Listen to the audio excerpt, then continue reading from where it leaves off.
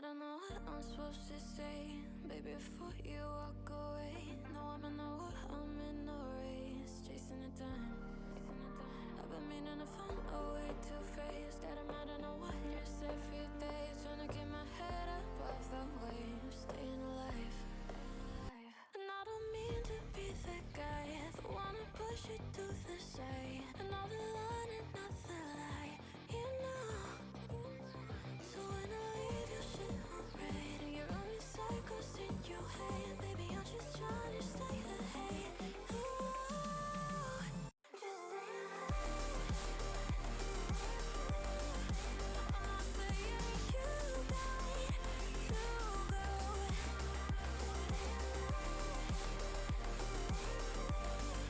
but it's something you got to know. Stay alive.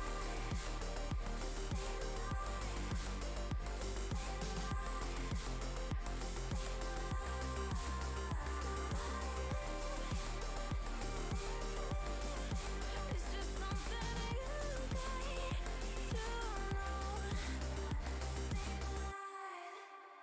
Now lately we popping on the edge, and I'm gonna regret some things I said. I don't want you to leave, so stay instead, and I pay the price. In the morning we'll both be good and gone, and the world will continue moving on. But I swear that there ain't no other one, just staying alive. And I don't mean to be the guy that wanna push you to the side, and all the line and not the lie, you know.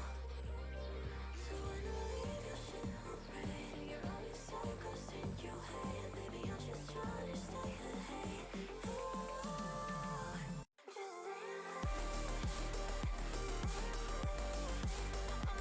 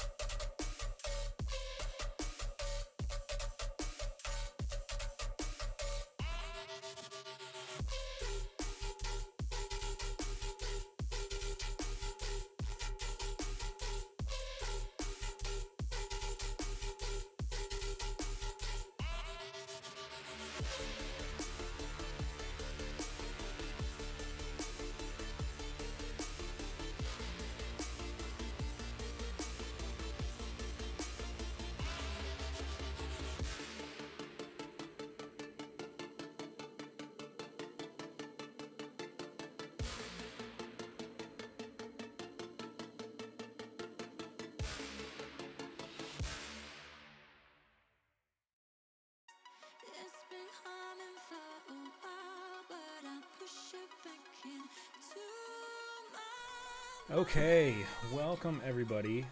So sorry for the delay in that. Had some technical issues with this camera. Honestly, Streamlabs is kind of a pain too. I almost never have a really smooth experience using Streamlabs, but it is what it is. Can everybody hear me okay? Are we moving along nice and well? Nice and well. Whatever. Real good. Yeah. Hopefully. I still can't get rid of this cough. It's been going on for the longest time. Not fun. Yes. Okay. Can you hear me okay? Great. Glad to hear it. How's everybody doing? Welcome back to the stream. This is, today makes a two for one. Usually actually, I wouldn't even know that I could say usually right now. Sometimes I stream, sometimes I don't. I don't have a schedule at all yet, but right now we're doing 2 days in a row, which is a bit of a treat, it feels like, because I've not been able to do 2 days in a row for a minute. Camera is back. Yes, that was such a pain. I've got to find a dedicated camera for this. Right now I'm using my actual full frame camera. So I'm using that thing right there is a Sony a7 III with a 24 to 70 millimeter 2.8 fun lens. I mean, I use this for actual video and photo work, and also as my webcam, because it's like the only camera I have that works as a webcam. So I will be on the hunt for a dedicated webcam that I could just throw up and make it look good. As long as I can find one right here, then we'll be good. Sir Gareth says, great lens. Yes, it is. It's 24 to 70 is the lens that I always recommend anybody to get if you're looking for a lens and you're getting into photography and you're like, I want a good lens. 24 to 70 does everything. Wide, portraits, street photography, anything you want. Quick question. If I wanted to say hello from Spain, would it be okay to say Ohio no Spain? I would say Spain kara Ohio. Spain kara Ohio, which means from Spain, good morning. But good morning from the United States. Where's everybody coming in from today? You don't have to say the city or anything, or even the country if you don't want to. Even just the continent is fine. We have. I imagine we've got some Europe, maybe some South Africa. 日本からおはようございます。日本からですか？日本か。Tejas.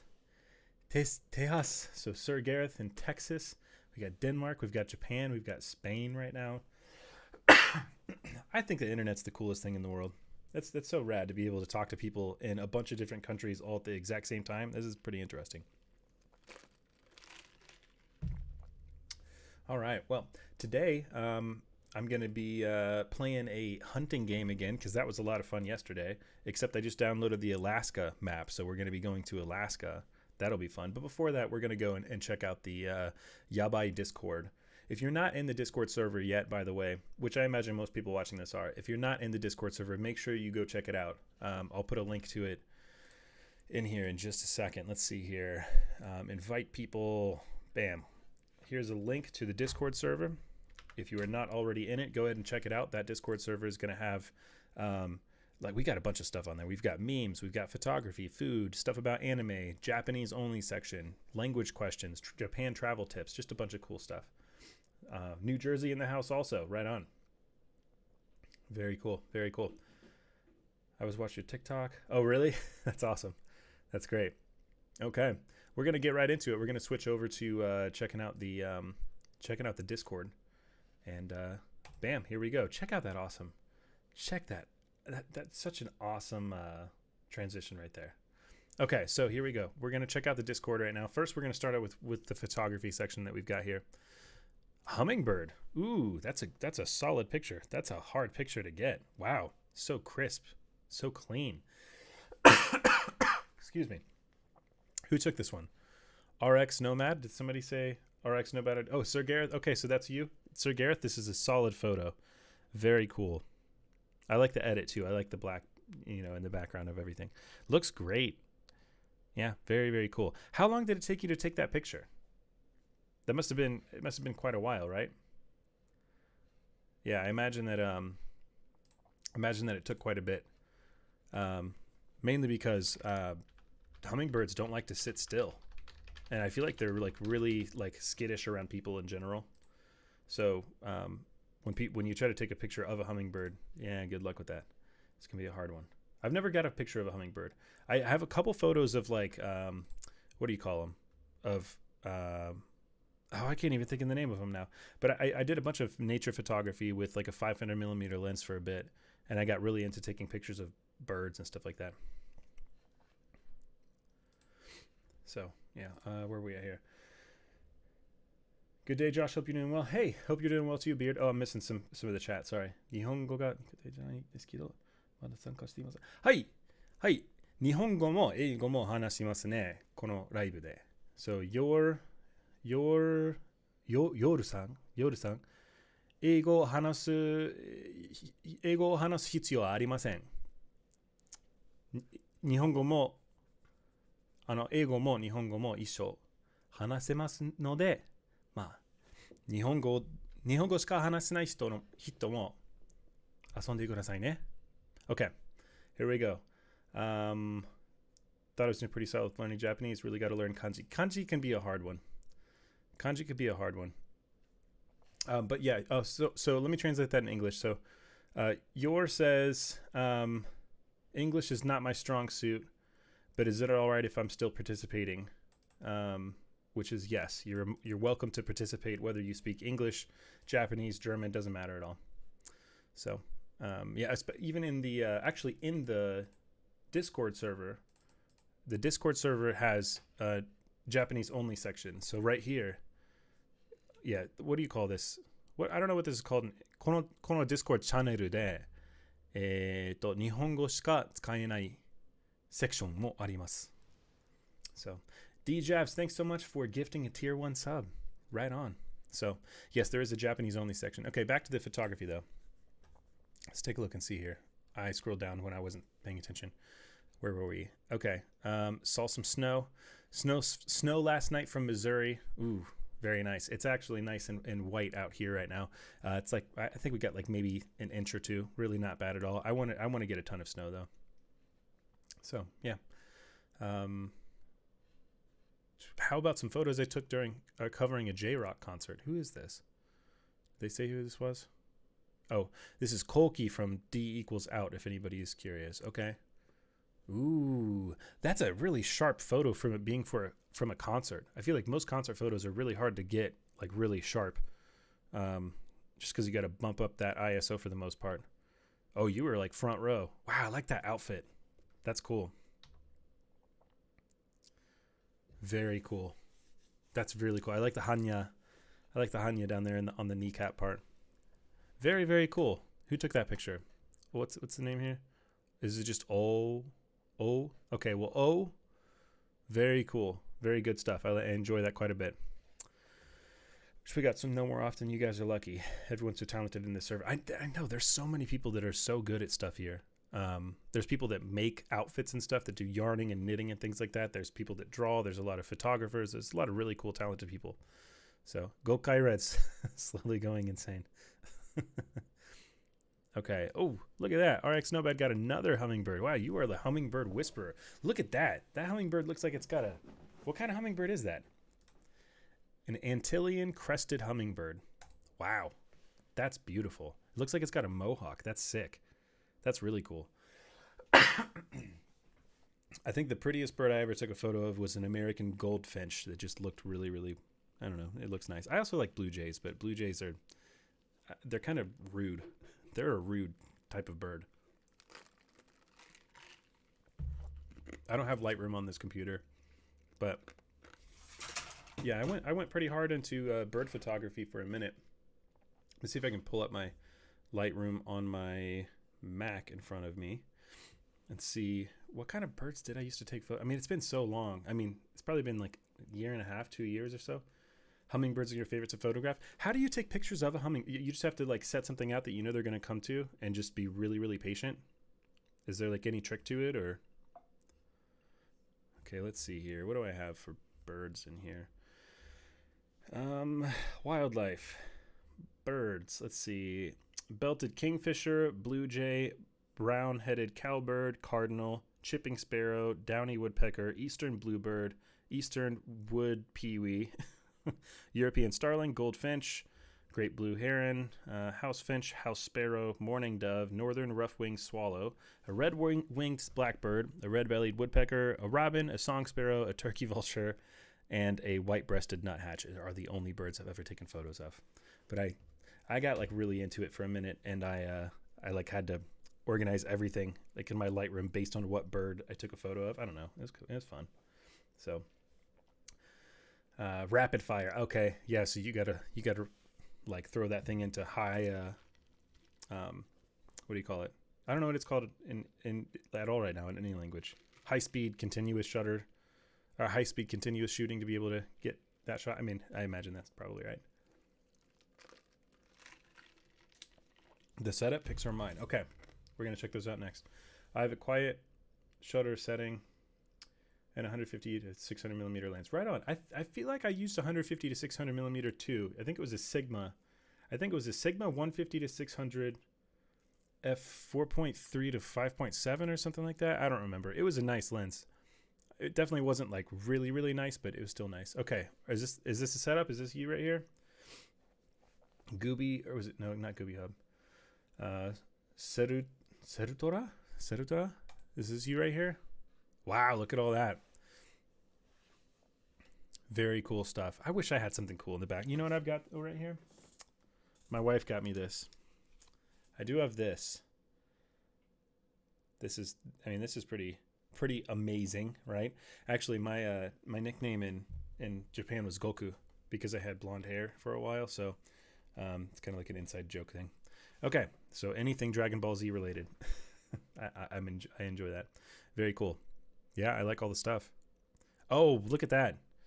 That's a rad setup. That's actually really similar to what I have going on, except I've got two screens, and my lights are behind me.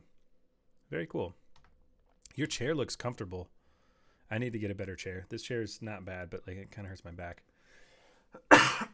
Excuse me.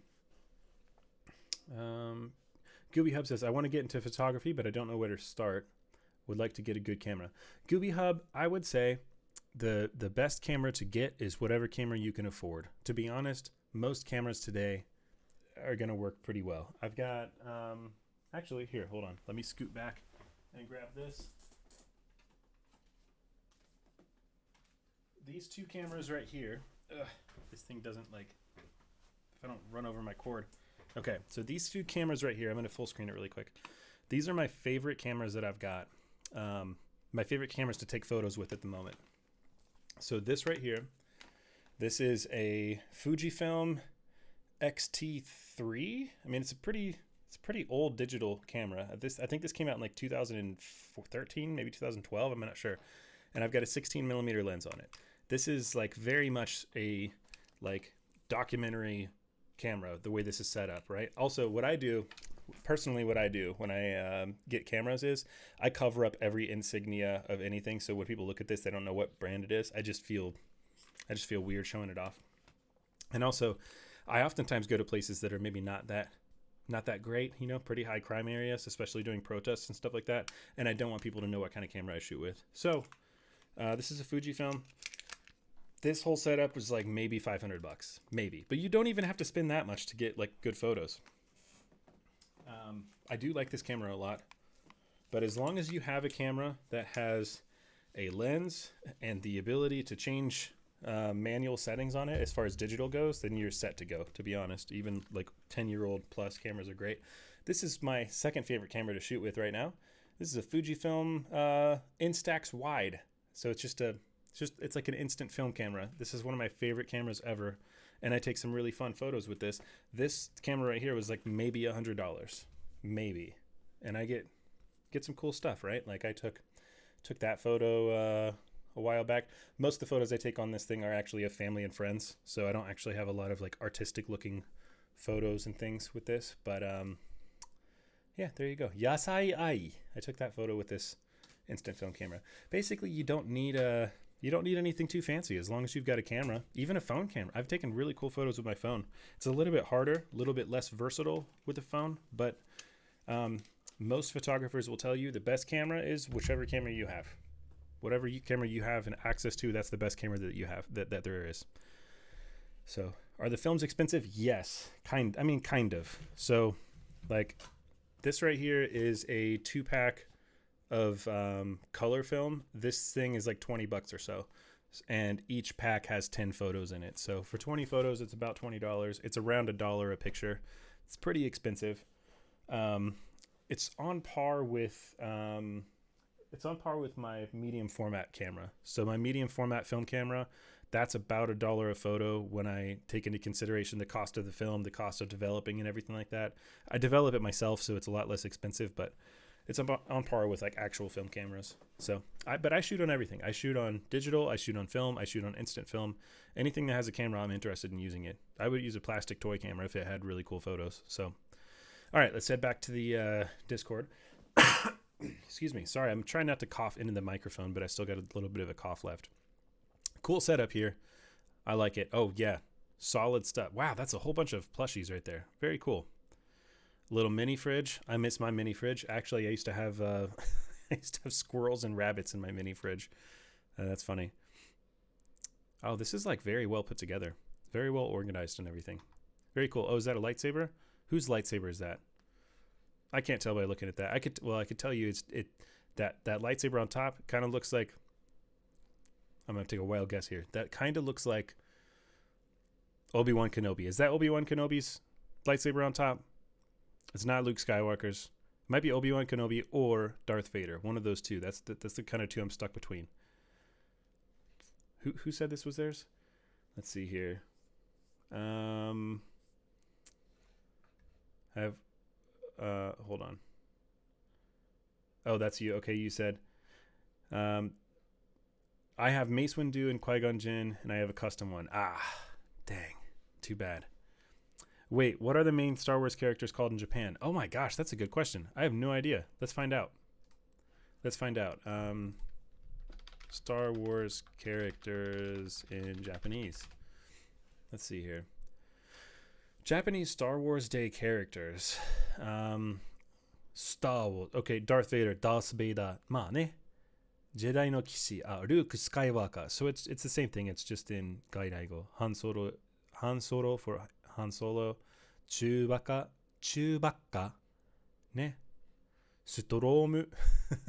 Storm Trooper. Ne. Shinenge no Botoku da. Yo, I find your lack of faith disturbing. This is cool. I'm gonna have to do like a Japanese vocabulary for Star Wars on the 4th next. What is that? Is it May the 4th? Yeah, May 4th. I'll have to do some of that. But yeah, it looks like Obi-Wan Kenobi is just Obi-Wan Kenobi. So, yep, no specific Japanese names. For the most part, that's kind of how it goes. So, ayo, boo boo, boo boo. How's it going? Welcome to the live. We're just hanging out. Okay, let's see what this is. Oh, lots of anime, lots of manga. Ne? Which manga are those? I can't see it all from here. Also, I can't tell from. Oh, it's got a lot of Bleach. What are the other? I can't see it from here. It's too small. Cool stuff. Full Metal Alchemist. Very nice. Very cool. I started watching Full Metal Alchemist a couple years ago, and I never finished it. Everybody asks me like what my favorite anime is, what my favorite manga is, and I always say like I don't really watch it. I don't really watch it, honestly. I don't really get into it. But honestly, that's a lie, because I've seen most of One Piece. I used to read like Gantz Zero, Crow Zero, Shingeki no Kyojin, ne, Bleach, Naruto. I guess like the big ones for the most part. As well as like Dead Man Wonderland. I really like Dead Man Wonderland a lot. I wish they made more of that anime, but they didn't. So, a couple photos from the north of Brazil. Wow. Oh, I like. That's such a. Oh, hold up. That's such a cool photo op right there, or photo opportunity. I can't zoom in on this. Too bad. What if I do that? No, that's not going to work. Okay. Very cool photo opportunity here. I like that. Ooh, man. I got to go to the north of Brazil. That's beautiful. This looks like Tatooine. As we're talking about Star Wars, that looks like Tatooine. Just needs another sun. Very pretty, very cool. I would love to go there. Very rad. Okay, who put that in? Javs. Very cool. Thanks for sharing that. Taken with my phone. Didn't have much to work with. Hey, you know what? It's still solid photos. That looks really, really cool. I like it. And again, this looks like Tatooine the way you shot this. This is cool. Are those paragliders right there? Or are those the... the dudes that surf. I mean, it's probably the dudes that surf and stuff, but I just can't see where they're attached to. I see the gliding thing, but I don't see the person at the bottom of it. Brazil is so sick. I want to go somewhere. I really want to go to Brazil someday too. Excuse me. I had a friend who was from Sao Paulo. She was half Japanese and half Brazilian. Hey, thanks so much, Sed, for the resubscription. Much appreciated. Much appreciated. Welcome, Sed. Hey, from Japan. Oh, yeah, Sed's in Japan right now. Sed, how's it going? How's Japan going right now? Have you started your language school yet, or college, or what's going on with that? Congratulations on making it to Japan, though. We're all proud of you. Very cool. It's amazing. That's awesome. Man, that's fantastic. I'm super happy to hear that. That's so cool. Okay, Shinkiro put photos from their most recent, or a couple photos from their Japan trip. Sapporo Biiru. Hokkaido ka. Hokkaido. So this is in Hokkaido. School starts tomorrow. I feel so at home. That's awesome. Which school are you? I mean, I don't want to dox you or anything. If you feel comfortable saying which school you're going to, you don't have to say. If it's like a big university, go for it. If it's not a big place, if it's a small language school, don't worry about it. But I'm curious. Brazil is extremely underrated. It's enormous, so there's a ton of variety across the whole country. It's just a tad dangerous, but very worth it. I like the idea of dangerous places, though. To be honest, like that's my cup of tea. The places that I want to go in the world, I want to go to Nigeria. I've got a friend from Nigeria. Seems like a cool place to go. I want to check out Nigeria. I want to go to Bosnia. I want to go to, to be honest, I want to go to Palestine. I have a lot of friends from Palestine. I want to go to Palestine. I want to go to Jordan. I want to go to Afghanistan. I want to go to Iran. And yeah, Brazil, Argentina, a lot of places. If you love dangerous places, you love Honduras. Yeah, actually, there's stay safe, Cook. Oh, yeah, I will. I have a couple people that work with us, like in the construction stuff, who are from the Honduras. And it's really cool to see the money that they make in the United States when they go back to Honduras, like how much it's worth. A lot of the people we work with own ranches now in Honduras. They come up for the season. They work the construction stuff for the season. They go back home, and then they live really, really well. I mean, they would live really well here based on what they're paid well. They're paid really well here too, but yeah. Let's see here. Koto Academy Language School. Okay, very cool. That's awesome. Yeah, I'm Honduran. Oh, really? Very cool. Gooby Hub. That's awesome. Very disability friendly. Very awesome. Nice, very nice people. That's amazing. That's fantastic. Said, you've been to Japan before, though, right? Or is this your first time in Japan? For some reason, I feel like you've been to Japan before, but maybe I'm wrong. Maybe I'm thinking of something else.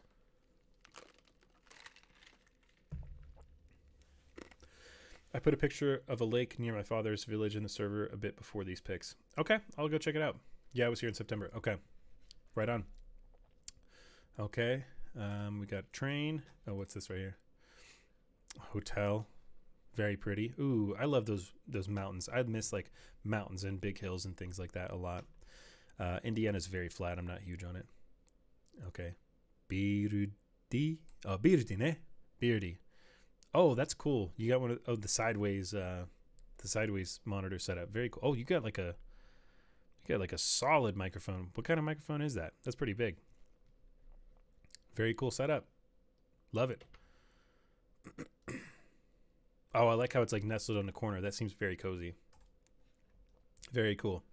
Caitlin, I went to Japan March 2023 and did a lot of stuff. Everyone's done, but one new thing I got to do was go to the newly opening Ghibli Park. Oh, very cool. I remember hearing about that. Wow, I didn't know it was all indoors, but I guess that makes sense. Wow, that's really cool. Very cool. Maybe I'll have to go check that out sometime next time I go to Japan, which will be not for a long time. Cats. I have such a hard AT2020. That's actually that's the exact same mic I'm using right now. Actually, no, I'm using AT2020 also. Never mind. We have the same microphone. Very cool. Yeah, I just picked this one up yesterday. Okay, RX Nomad. Wow. Dragonfly? Ne? Beautiful. Is that a dragonfly? Am I wrong? That looks like a dragonfly. Yeah, it's a dragonfly. My wife she's obsessed with dragonfly. She loves them. She would love that picture. Very, very cool. Dragonflies have like what, 27,000 eyes or something like that. Something ridiculous.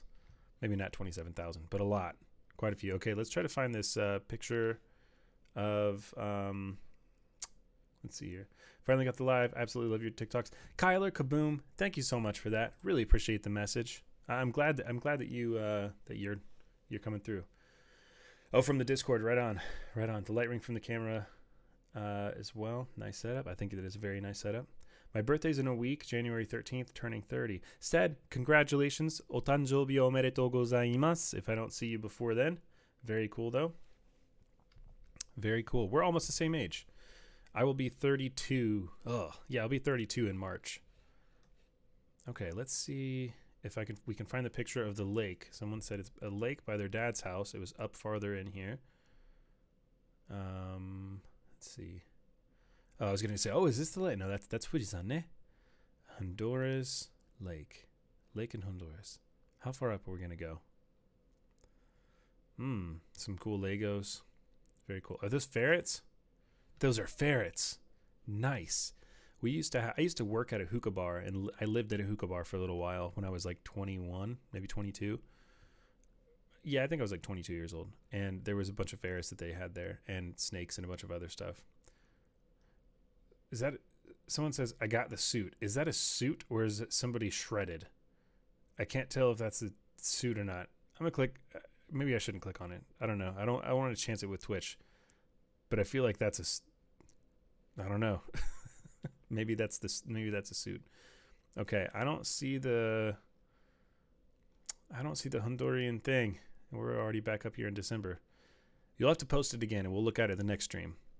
Too bad. I was interested in seeing that lake, but maybe I'm missing it. I don't know. Okay, very cool. It was a bit after the setup, I think. Oh, maybe hold on. A bit after the setup. I'm going the wrong direction. Scroll back down. Okay. A bit after the setup. Oh, right here. This one. Wow. That's beautiful. That's very beautiful. Honduras, though. It's a pretty dangerous country for the most part, right? If I remember correct, I mean, I could be wrong. I might be an ignorant person because I've never been to Honduras before. But I feel like I remember reading something that said Honduras had one of the highest crime rates in the world.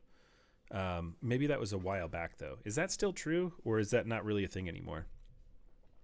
The guys that I work with from Honduras, when I'm like, oh, I would love to go someday, they're like, I mean, you can. You just got to stay out of the cities. Yeah, but the villages are very safe. It's mainly the cities. Yeah, that's what I was always told by the guys I work with from Honduras. They're like, yeah, you can go to the villages and stuff like that. It has the highest crime rate, if I'm not wrong. Oof, that's too bad. It's a beautiful place. How can you have such a high crime rate in such a beautiful place? You already live in a tropical paradise-looking place. I'm just joking. Yeah, okay. Oh, I'm missing a bunch of stuff right here. All right, so we got a bunch more photos coming through. Okay, my office. Oh my God. Hold on. My office / collection room. Wow. That's a huge. Can we take a guess to see what your favorite Pokemon is? Okay. Kay, I'm going to guess your favorite Pokemon is Pikachu. Ne? Pikachu. Come on. Maybe not, though. Then again, though, I see Pikachu. This whole entire thing right here is pretty much Pikachu. So I'm going to guess, a safe guess is probably Pikachu. Ne? Arcane. It's Arcane. Okay, well, you know what? You need to up your Arcane game a bit. We're getting too many Pikachu vibes in here. Pikachu's easy to click. Yeah, no, I get it. It makes sense. I bet you're wrong. Yeah, you got me. I was wrong. Very cool setup, though. Are those hex lights that like are LED lights panels that you can adjust stuff, or no? Is that you could conquer Mordor with that Pikachu army? Yeah, you probably could. Are these like the hex lights that they're LEDs, or is this just like the pan? I mean, it looks like they're LED panels. I keep seeing these places. Yep. Govi hex panels. I keep seeing these, and it seems like something I might want to grab and like throw on the wall behind me. But to be honest, we're probably going to be moving into a house. Hopefully, yeah. Fingers crossed. My wife and I are hopefully buying a house in like March-ish, sometime like that. Hopefully, we'll see. And if that's the case, then I'm not going to be putting stuff up on the walls and stuff like that. Okay, said nails done in Japan. Oh, wow. That's very intricate.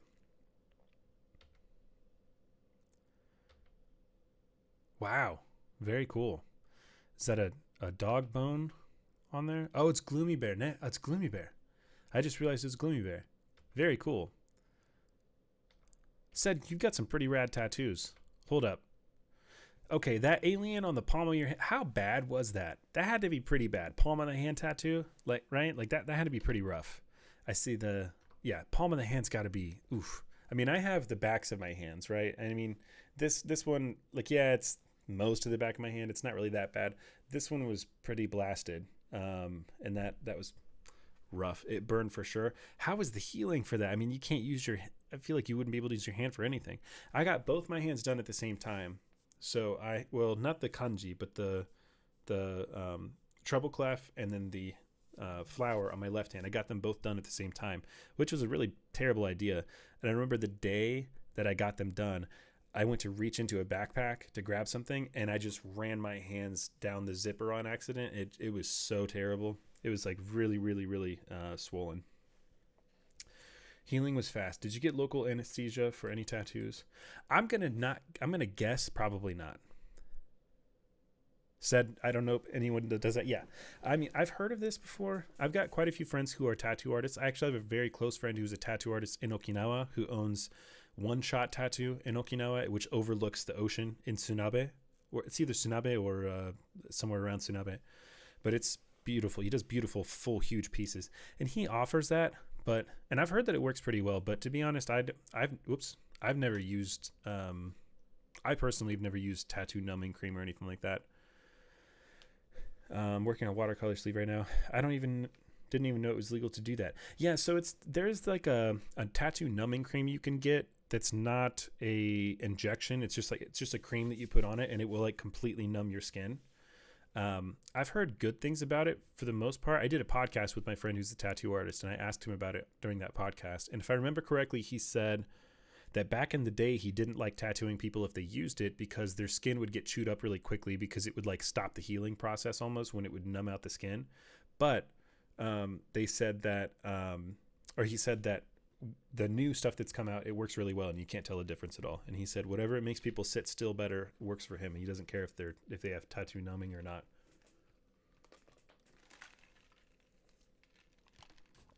The numbing, you've used numbing cream? Right on. Okay. Numbing cream is great. Yeah. And to be honest, I kind of like the feeling of getting a tattoo. Even though it hurts, I kind of enjoy it. So I don't think that I would use it personally. But I don't blame anybody for using it. Tattoos hurt, man. People that say tattoos don't hurt are lying. They're trying to act tough. Tattoos hurt. But the thing about the pain is it's not excruciating. It just, especially when you get a bigger tattoo, it's just like strenuous. It takes forever. It's just on and on and on. So I could see why somebody would want to numb their tattoos. It's just a pain. It's annoying. And after a while, it's because it only hurt, like anybody that doesn't have tattoos only hurt when they are actually tattooing you. Actually, the worst is when they're wiping, but when they're actually tattooing it and the needle's going in and out, that hurts. The moment they take the needle away, it doesn't hurt anymore. Best way I can describe it is it's almost like somebody scratching a sunburn, almost. Kind of. Yeah, it's like you have a sunburn and somebody's scratching it really hard. So it's not the worst pain in the world, so I could see why somebody would want to numb it. I don't think that you have to go through pain to have a tattoo. I don't think that's a real big thing. Longest session was 7 hours. Oof. Ouch. That's rough. That's exactly how I describe it. Right on. Wiping hurts so bad. I once had a dry Ooh.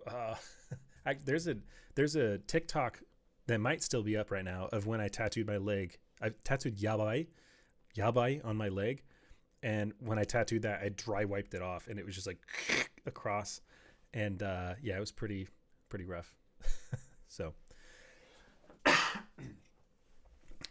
let's see here.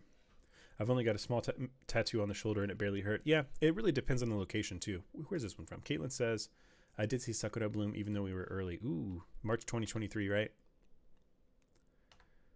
Very pretty. I love Sakura. Sakura are so beautiful. I think my longest tattoo session, so I got this tattoo, which is, you can't really see it here. I'll full screen it, but it's not great. I'll explain it why. I'll explain why in a minute. I got this tattoo. It's a koi fish sleeve, which you can kind of barely see. I got this one started in Okinawa before I moved, and we got it all done at once. I mean, it just blasted the whole entire thing. And I was allergic to the red ink in it, and it started bleeding out and swelling up so bad, like immediately. Red ink does not work with my body at all. Like this is like almost completely gone. The red I had up here, which you can barely see for the Okinawa flag, that's like almost gone too. Any bit of red I've got is like completely gone. I had a panther tattooed on this arm right here, and the tongue used to be red. Now it's like skin colored. The nose was red, skin colored now. There was orange all the way around it. That's all skin colored now. It's just completely gone. So I've learned that personally, yeah, red ink does not work well with my skin. But I don't know how long that one was. It was maybe like 6 or 7, something like that. That was a pain though. It was one of my friend Ryan's first really big tattoos that he did. That was back in 2009, maybe 2010. Okay, my hometown in Kagawa. Sorry, beautiful. That reminds me of a photo that I have on my wall. Yeah, very pretty. Ooh, that looks so relaxing. Man, Japanese architecture is so beautiful. This is like, I would like to live there. I would like to live right there. I've always wanted to get like a Japanese house. If I was a millionaire and I was going to build a house in the US, I would build a Japanese style house with a giant wall around it, just to be like, go away, this is my property. But I would also want to live on like 200 acres. What app or website do you recommend for someone who knows little to no Japanese? I tried Duolingo, but it's proper formal Japanese. I think that Duolingo is pretty good for the most part. I think it's all right for it being free. I think that Lingodeer is really good, and I think HelloTalk is a fantastic app for connecting with people who are learning Japanese or learning English who speak Japanese. Does red ink work on any skin though? I think red ink is probably the most problematic ink for tattoos. That's the one I hear about the most, red and purple. But purple has red tones to it, so I think that's probably it. Yeah. Yes, March 2023. Caitlin, just saw your first chat. Sorry, I'm bouncing between the chat here and there, trying to keep up with it though. I use Hey Japan, but it's got a lot of ads. Okay. Dude, Pimsleur is so good. It's just kind of boring. I stopped doing my there's a 2-hour time lapse of Fujisan. I want to see that. I stopped doing my thing. Good Waffles, thanks so much for the subscription. How's your day going? And a late Happy New Year. My day is going great. Good Waffles, thank you so much for the subscription. And Happy New Year to you as well. Akemashite omedetou. So, sub hype. Yeah, I know. This is fantastic. So many subs coming through now. That's awesome. By the way, since we're doing a bit about Japan, I'm going to teach you something real quick. Let me switch to full screen. Oh, hype train incoming. Right on. Kyler Kaboom. Hey, thanks so much for the subscription, Kyler. Much appreciated. Yeah, we're getting a hype train going. This is awesome. So something I'm going to teach you in Japanese really quick is going to be how you say Happy New Year. In Japan, when you say Happy New Year, you say Akemashite omedetou, which is kind of like welcoming in the new year. Akemashite omedetou. You can also say ake ome. So you shorten it. Instead of saying akemashite, you say ake. And instead of omedetou, you say ome. Ake ome. That's like a shortened slang way to say Happy New Year.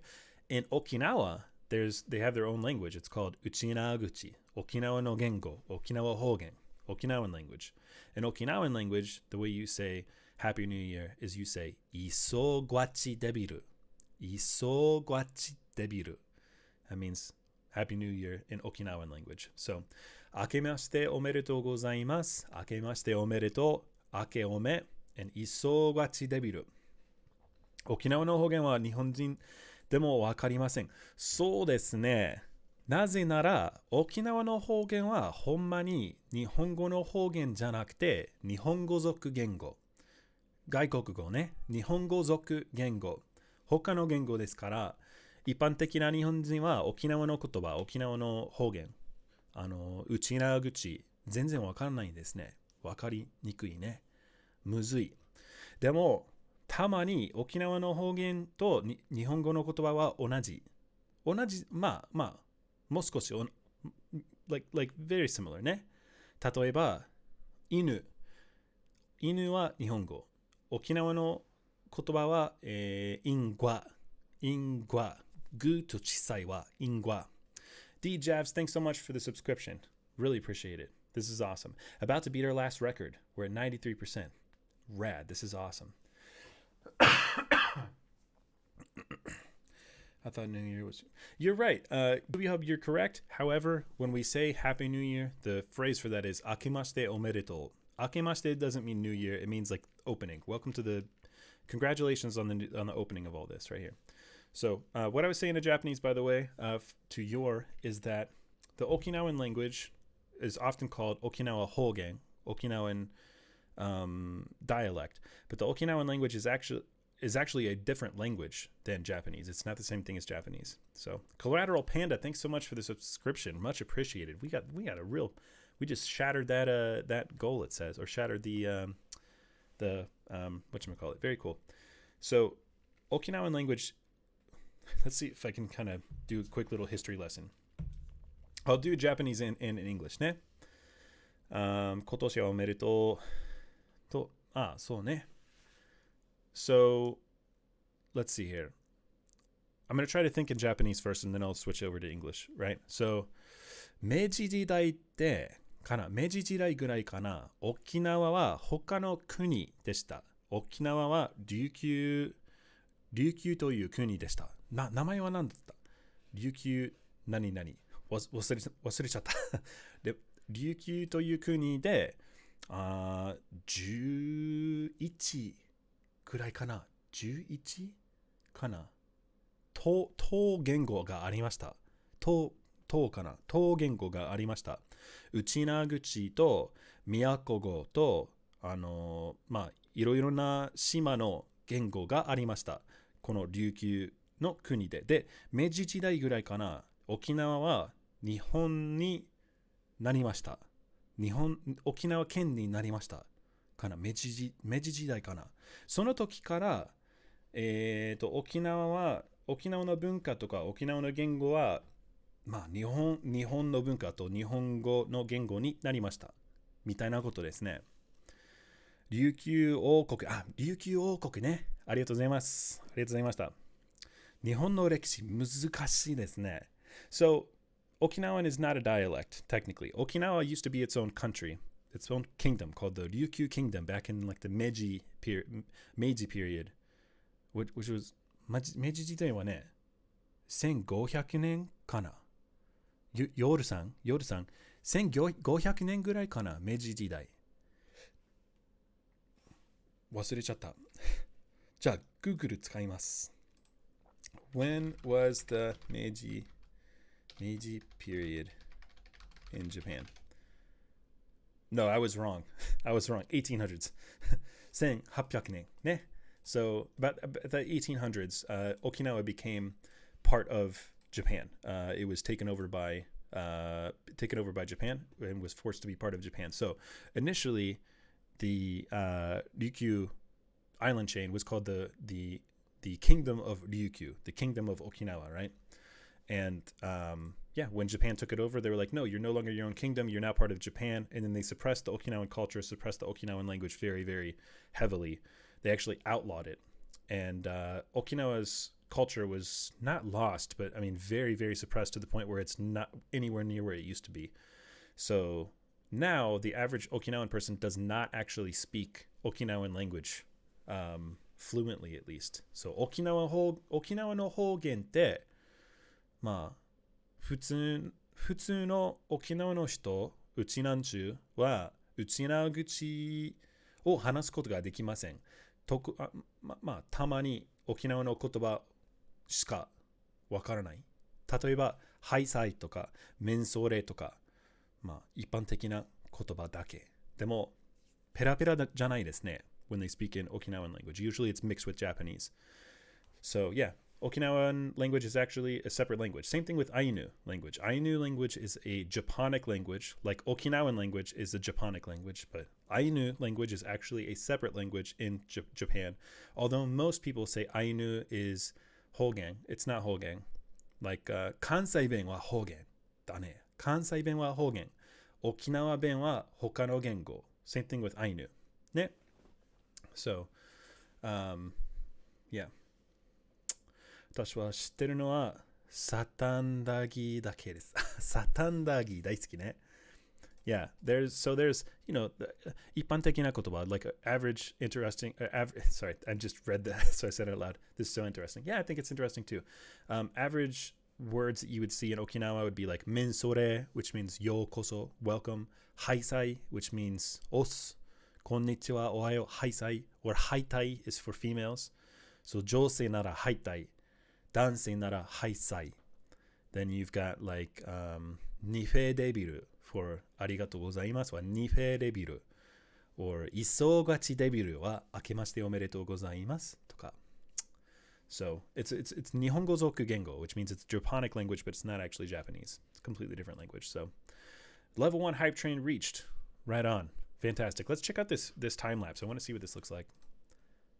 2-hour time lapse of Fujisan. Wow, that's so pretty.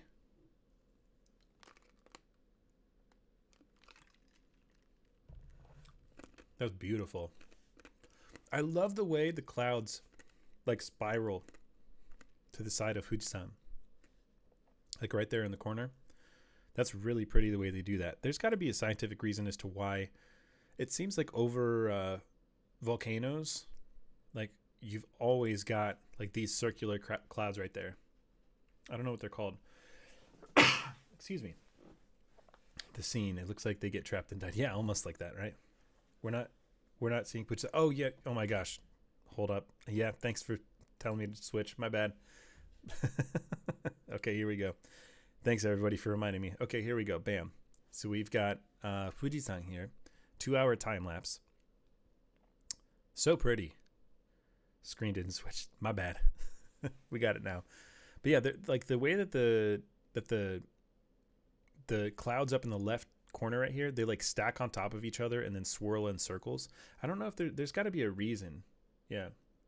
沖縄とアイヌはほとんどの日本人は分かりありませんから。そうですね。そうですね。ほとんどの日本人はアイヌと沖縄の言語全然分かんないね。似てるけど、日本語属言語として日本語と似ていますけど、他の言語ですから、ほとんどの日本人わかんないね。僕も沖縄で育ちましたけど、沖縄の方言、沖縄の内縄口、ペラペラではありませんでした。若い時。まあ、半分ぐらいだけかな。今は5% ペラペラかな。難しい。This is a very pretty Shiba Inu. Kyoshi. Very pretty. Wonder if it has something to do with geothermal properties of volcanoes making much more humidity or something. I'm not a scientist by any stretch, but that's just a guess. That sounds like a very educated guess to me, so I'm going to say let's go with that. Huskies. Your pups are husky mixes. Ooh, those look like husky German Shepherd mixes or something. That's very pretty.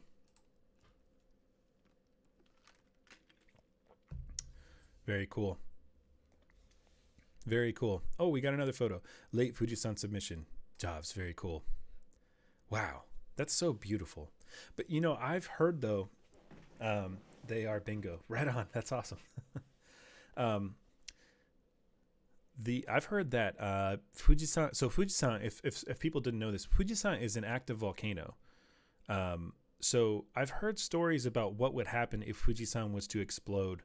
And it's the same thing as like Yellowstone, where they say, the Yellowstone massive volcano underneath there, it would just like decimate like everything around it. I ate at the Taller Gray Building. Very cool. What kind of food did you eat up there? If you're watching, Kay. Taller Gray Building. The one on the right or the one on the left? I read those stories and I immediately wanted to leave. He's actively nice. Yeah, he is actively nice. Japan is so screwed up with all their natural disasters. Yeah, there's a lot of natural disasters in Japan. I mean, pretty much every one that you could think of. I mean, Okinawa has been hit with tornadoes during typhoons. They have typhoons, earthquakes. They've got a lot of volcanoes. Yeah, I mean, all the major ones they've got That being said, though, like typhoons might bring nantoyu. They might bring tornadoes and things like that pretty rarely. But ooh, look at that! What is that? What's inside of there? Is that like tonkatsu sandwich or something? I can't tell what's inside. That looks good though. Didn't a really big earthquake hit Japan earlier today? Yes. I thought tornadoes are mainly an American problem. That's so interesting. Tornadoes are mainly an American problem, but typhoons can bring small tornadoes to Japan. Okinawa's been hit by them a couple times, but a tornado in Okinawa is not a big deal because everything in Okinawa is made out of cement. So, like in Okinawa, when they build buildings, they take steel beams and they drill them into the ground to help the building move if there's an earthquake. And then the whole entire buildings usually are made out of concrete. So, massive typhoons. A katsu sandwich, very cool. I've been in like 6.0 earthquakes. I've been in Category 5 typhoons, right? And I mean, your power gets knocked out. You see a lot of trees going through the air. You see...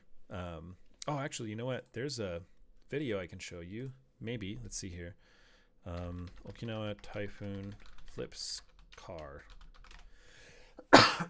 So this is... hold on, let me mute this really quick first. This is a video of... I think I'm okay to show this because I'll bounce back and forth and I'll talk over it too. This is a video from Okinawa. This is on a military base in Okinawa. And this is during... what typhoon was that? But yeah, look at that car. Look how crazy that is. Those are typhoons that Japan gets all the time. We used to see winds like that in Okinawa constantly. You see, isn't that crazy? That's insane. Which typhoon was that one? It says September 2012. Let me see. September 2012 typhoon Okinawa. What was that one? Jelawat. Yeah. Jelawat was the strongest typhoon in 2012. Typhoon Jelawat. What was that? How big was that one? Or what was the it was a category 5 super typhoon. So yeah, pretty big typhoon. But yeah, I've seen semi trucks flipped over. I've seen poles like bent over. I've seen trees flying through the air. But what we would do in Okinawa is, there's a big typhoon, and then during the eye of the typhoon, it's still. There's no rain. There's no wind. So we might have been inside for like 2 days straight, not stepped foot outside for 2 days. And then during the eye of the typhoon, my friends and I would go skateboard. And then you could see the wall coming in. And we're like, all right, got to go back inside. And as soon as the wall hits, it's just like the wall's the strongest part. Like in the eye, the wall that's like the edges of the eye, that's the strongest part of the typhoon or hurricane. And that just brings massive amounts of winds back in. Did you ever experience an earthquake when you lived in Okinawa? Yes, I did. I've experienced many earthquakes in California and Okinawa, actually, and New Mexico, too, I think. So, yeah, I've been in quite a few. My favorite earthquake story, here, I'm going to full screen it really quick, and hopefully I'll remember to transition back before we show anything. Here's my favorite earthquake story, though. I think I was maybe 16 or 17 years old. It was right before my parents moved back to the U.S., and I stayed in Japan. I did something bad. I went out and I was drinking with friends, underage, snuck out of the house, did bad stuff like that. I was a bad kid, and I snuck back in through one of the windows, and I shut the window and I started walking down the hallway back to my room, walking past my parents' room, and I remember I started falling into the walls because I had been drinking, or at least I assumed I was drink too much. So fall into the walls, making noise. Next thing I know, my mom wakes up. She comes out. And she opens up her door and she looks at me and she's like, "Are you okay?" And I'm kind of going like this, like between the walls. And I'm like, yeah, I just don't feel very good. And she's like, "Hey, maybe you're sleepwalking or something. There's an earthquake going on right now. Do you realize that?" And I'm like, I stop and I listen and I realized there was rumbling going on, and that me falling back and forth is because there was an earthquake happening. And I was like, "Oh yeah, that's why I'm stumbling. It has nothing to do with anything else. I just woke up because of the earthquake. You're right." She's like, "Go back to bed." I'm like, "All right, no problem." Get back in my bed. I'm like super dizzy because I was drunk, and also there's an earthquake. But yeah, it was like earthquake came in clutch, saved me from getting in trouble. I'm pretty sure I would have been stumbling anyways through the hallway. Yeah, it was. I had a hard time getting in the house that time, so I don't know how to explain it, but you have the energy of the coolest dad in the neighborhood. Maybe. I have the energy of a dad that most dads wouldn't respect, I feel like.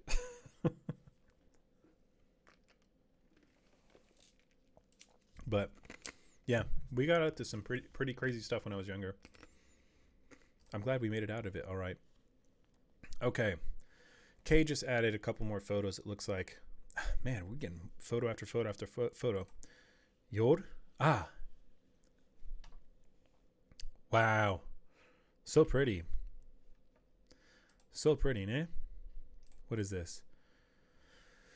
まあ、日本語はロマ字で書いているときに読むのはむずいと思います。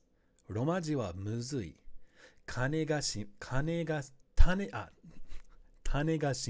Space Center, 種ヶ島. It is so hard for me to, we're not playing hunting games at this rate. I will, don't worry. It's so difficult for me to read Japanese in Romaji, like when it's in Roman letters. I said initially Kanegashima. It's Tanegashima. I don't know why, but it's super hard for me to do that. And K, right here. What was this? Husband and I glamping next to Fuji. Wow, that's beautiful. That's my kind of camping, though. Like, to be, I if I'm camping, I like roughing it out for the most part. But I like roughing it out when I am hiking and doing stuff and hunting and doing whatever. When I go to sleep, I want to be comfortable. So I'm not upset with this at all. You know what I was thinking about, though? I was thinking about earlier this year, my wife and I were seriously considering, instead of buying a house, buying a mobile home, right? Like buying like a really big, like 75-foot RV and attaching it to a truck and then kind of just traveling around and working on the road. But having 2 kids, I don't know if that's doable. So I don't think we're going to do that anymore. But we had been seriously considering it for a while. I need to know the name of that glamping spot. Yeah, share the name of the glamping spot, Kay, if you feel like it. What's harder to read, Romaji or kanjis you don't know? Well, kanjis I don't know would be impossible to read.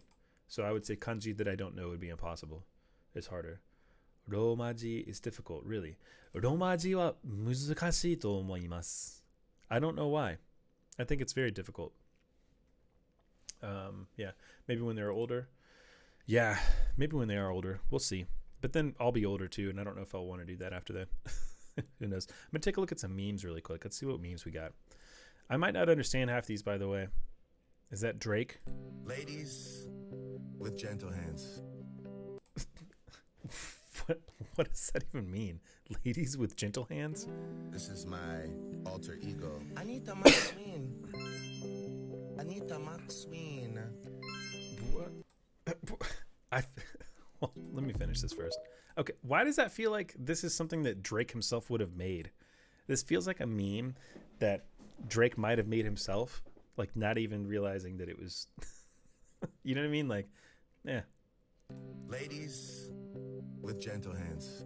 Yeah, I mean, I know, I don't know. Drake just seems like the kind of guy to make that meme himself and be like sending it to his friends and be like, hey guys, check out this funny meme somebody made of me. Isn't that funny? Isn't that awesome? Like he's the one who made it to begin with. That's funny. Yeah, Drake is so girly pop. Yeah, I guess so. I don't know much about Drake. I don't really have a strong opinion, but everything I see of him makes me laugh. Public domain expansion.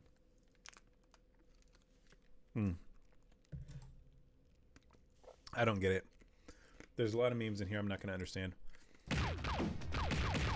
Mochi ne. Making mochi. Wow. Impressive.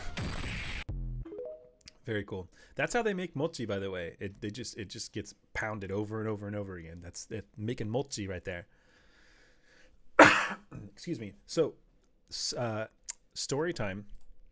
That's actually, I mean, this is kind of sad, but it's a true thing. Mochi is like, you know, it's like the I don't know how to explain it. It's like rice. It's pounded over and over again. It's like the sweet rice. Everybody knows what mochi is, right? Mochi is eaten very often during the New Year's celebration in Japan, and it actually attributes to quite a few deaths of elderly people who can't properly chew it before they swallow, and they end up choking on it. It's actually like a legitimate thing. I don't know what the number is, but it says, yeah, in January. Ooh, that's so sad. It says right here in January, Deaths that happen from mochi are a serious problem in Japan, and it leads to more than 1,300 people dying because of accidental suffocation. 1,300 deaths attributed to suffocating by not being able to eat mochi the right way. That's rough. Kyler Boom, had a great time hanging. Hope to catch you next stream. Kyler, thanks so much for hanging out. Yeah, very cool. Thank you. Is mochi eaten as a dessert in Japan? Yes, it is. It's very commonly eaten during the New Year's season. But 1,300, that's sad. Yeah, I think it's pretty sad. Wonder if it says specifically about like age group or anything like that. But yeah. It doesn't say. It says elderly people, but yeah, it's like there's a lot of warnings and stuff like that out about it. Just because like mochi, like real mochi, like not American mochi. American mochi, sometimes there's real mochi in America, but a lot of the times it's pretty thick, man. It's like almost like taffy. I mean, not that thick, but like it can be hard to swallow. I could understand why somebody who has a problem eating or swallowing might have a problem eating that. I saw that video of that cat. I saw this already. That's not gonna play. It's okay. I saw the video of that cat. That cat is massive. I might be okay with that cat. I'm just not a huge fan of cats right now. Let's see. What is this? Generic superhero. I've already stolen the budget for the visual effects team. It may be too late to stop you from taking the money, but I'm not too late to stop you from getting away with it. How do you suppose you're gonna do that? I'll use my frost breath to freeze that door shut. This is a very long video, and I just realized that I didn't switch it over to PC stream. My bad. Switching it over right now. The scene. I know. I'm so bad at that. Okay, I'm not going to watch that. It's like too long. It's anything more than like 15 seconds, I'm not feeling like watching. Hold up. Wait, is this Resident Evil? Yeah, that's Resident Evil, isn't it? Yeah, I remember that. I remember this scene specifically. Forgot. Yeah, my bad. I forgot to switch that. I remember this in Resident Evil. Yep. Yeah, I remember that. So Resident Evil was a game my dad used to play all the time back in the day. And then I played it sometimes here and there, and I thought it was terrifying. But that scene specifically, I remember grabbing it, and he goes, oh, that was easy. No. It's anytime they say in Resident Evil, oh, that was pretty easy, it's not. It means that something's getting ready to come and it's going to kill you. And I don't know. Resident Evil was terrifying to play, too, because the gameplay was so clunky. Like the way that the characters would move around wasn't very smooth. So it was really easy to get killed in that game, I feel like. So we'll check out I just said drive because I saw Google. Check out some art real quick before we switch over to the game. We are going to be playing a game in a little bit, in just a few minutes. But let's. Oh, we watched this, or you saw this earlier. Was this somebody's drawing? Very cool. Looks like it. Very cool stuff. Oh, Casey. Okay, that is a suit. The one that we saw earlier, it was a suit. That's funny. That's cool. Wow, this is really good. KSY? Wow, that's really good. That's very good drawing. I like that. I like this kind of like dark, like sketchy, stuff. This looks really good. Solo Leveling first episode is out. Oh, really? Yeah, that's really good stuff. I like this style of drawing. I really like that style right there. That's really cool. Where it's almost like scratchy, almost like somebody who's just kind of like going really quickly and drawing it. But I'm sure that it didn't go really quickly. It's really cool. Yeah, but Twitch might not think it's a suit. Yeah, that's why I didn't click on that picture all the way. So, or I did on that one. But working on my first animation puppet. Nice. That kind of reminds me of Jack Skellington a bit. I mean, not as tall and maybe about as thin, but not as tall. Very cool. Very cool stuff. Yep. So we've already seen all that, and we've looked at the memes. So here's what we're gonna do. I'm gonna switch over to a game, and the game I'm gonna switch over to is a hunting game. It's actually really, really cool. It's basically a game where you're a hunter in this game, but you go to different places. We were in Africa last stream. In this stream, we're going to start out in Alaska, I think. I think that's what we're going to do. And you basically have different missions of certain animals you got to find and certain things you got to do. And you make money when you're hunting animals and stuff like that. And I don't know, it's pretty fun. It was fun yesterday, so we're going to play it again today. So we are officially switching the stream to a game stream. So for those of you who are not interested in this game, I apologize, but we're still going to be hanging out. It's a, let's see, I got to change the name of this hunt. The Hunter Call of the Wild. There we go. Got to change that one. There we go. Updated now. So those of you who are not huge on this game, I apologize, but we're still going to hang out. It's just going to be fun. My favorite game. Yeah, I think this is... Oh, your favorite game. You like this game. I like this game too. Yeah. Kono game daisuki. So let's find... How do I... Okay. Now I got to switch over to Alaska, ne? Okay. I've not played Alaska yet. Alaska's so beautiful. I want to go so badly. I've got like 3 friends that live in Alaska right now. I have a friend that lives in... Oh, it starts with an S. Oh, I don't remember where he lives. Hold on. Let me pull it up really quick. It's somewhere in the southern part of Alaska. I have a friend in Anchorage, and I've got a friend in Juneau. Juneau looks beautiful. So I've got a friend who lives in Skagway, Alaska. And then I have a friend in Anchorage, and then a friend in Juneau. Juneau, like, oh, I would love to go to Juneau someday. Alaska is like the place that I would want to go to the most. Out of anywhere in the United States, I want to go to Alaska. Toughest thing about Alaska for me would be trying not to befriend a bear. Okay, so we have to visit the nearby lookout tower. So that's what we're going to do. We're going to go to this tower right here first. Excuse me.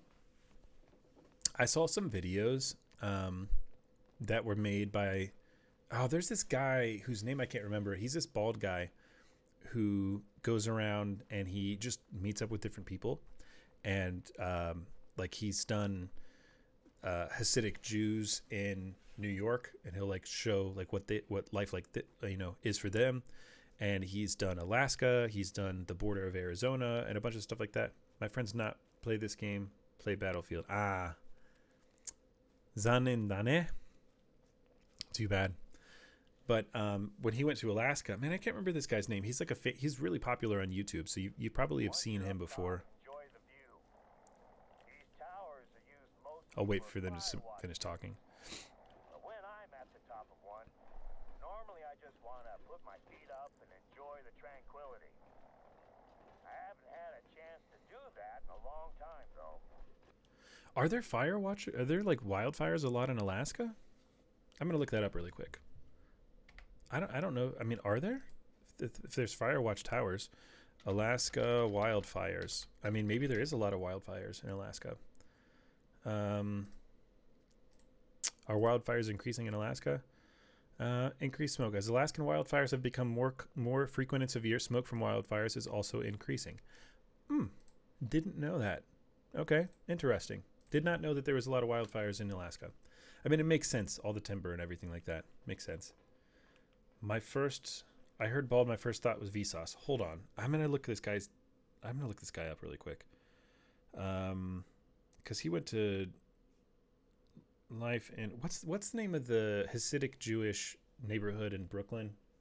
It's like it's not Jamestown. It's Williamsburg. And I bet he's gonna come up like really quick. Is it Williamsburg? I could be wrong.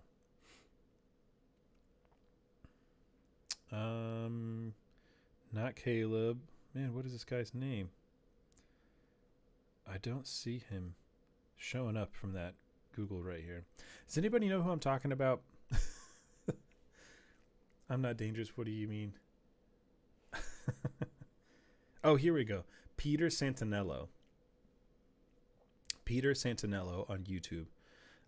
He's got really cool videos. So he, let's see, goes to the desert. He goes to rural Arizona here. He's going to fundamentalist Mormon places, outside of Chicago, exploring Chicago's South Side, America's most corrupt city, Nashville, Appalachia. I don't know. I always say that wrong. So, yeah, Peter Santinello. He has so many cool videos. And he did one in Alaska of people that were homesteading in Alaska, and man, it looked so beautiful. This would be a cool job to have. Would be a fire watch person in Alaska, just to come up here, hang out, look out for fires. That seems like a lot of fun. Let's survey this. Can you see the outpost from there? I normally do a routine check of an outpost after we've had visitors. All it takes is a forgotten half-eaten sandwich, and suddenly you have curious... Forgotten half-eaten sandwiches. How dare they? Bears are temperamental neighbors, and you don't want them knocking on the door asking to borrow some sugar. Yeah. Okay, so now we have to go down to that spot right there. Got it. We'll go down that way now. I need to buy a new rifle on this. So for those of you who don't know how this game works, basically you have different weapons you can use for hunting, right? And you've got different things like a scent eliminator, certain calls that you can buy and use to be able to call certain animals, and certain scents that will either get rid of your smell or help an animal, help you smell like an animal. But I actually like hunting in real life a lot. I do enjoy that quite a bit. I talked about that last stream. I even showed my bow and everything like that. Excuse me. So this game is not super realistic. Obviously, it's a video game, but like there's certain aspects of it that are kind of, it's real. Like the fact that when you shoot something, it does not always go down immediately. You have to get a good shot on it. Oftentimes, you got to follow something around for a while. Yeah, never heard of him, but sounds interesting. Yeah, Peter Santinello is the guy on YouTube. He's got like 2 million followers, or subscribers or whatever. I always forget from platform to platform what it's called. And Twitch has followers and subscribers, right? 100 years ago or so, I think it's got both. felled trees would be dragged down there. The teams But would strip them down and roll them into the river. highly recommend watching his stuff. Bundled up and towed out to the sawmills. The outpost sits on top of the old workers' campsite. I know it might seem trivial, but can you take a look at the trash can and make sure that it's locked? It's a bear-proof trash can with a tricky catch. I don't want to take any chances. Speaking of bear, U.S. is so diverse in culture, it's crazy. Yes, it is. It's awesome. Speaking of bears, though, I have only seen a bear in real life, like in the wild, one time. People often struggle to lock these heavy-duty trash cans, but if they leave it just a little bit open, all sorts of trouble could come sniffing around.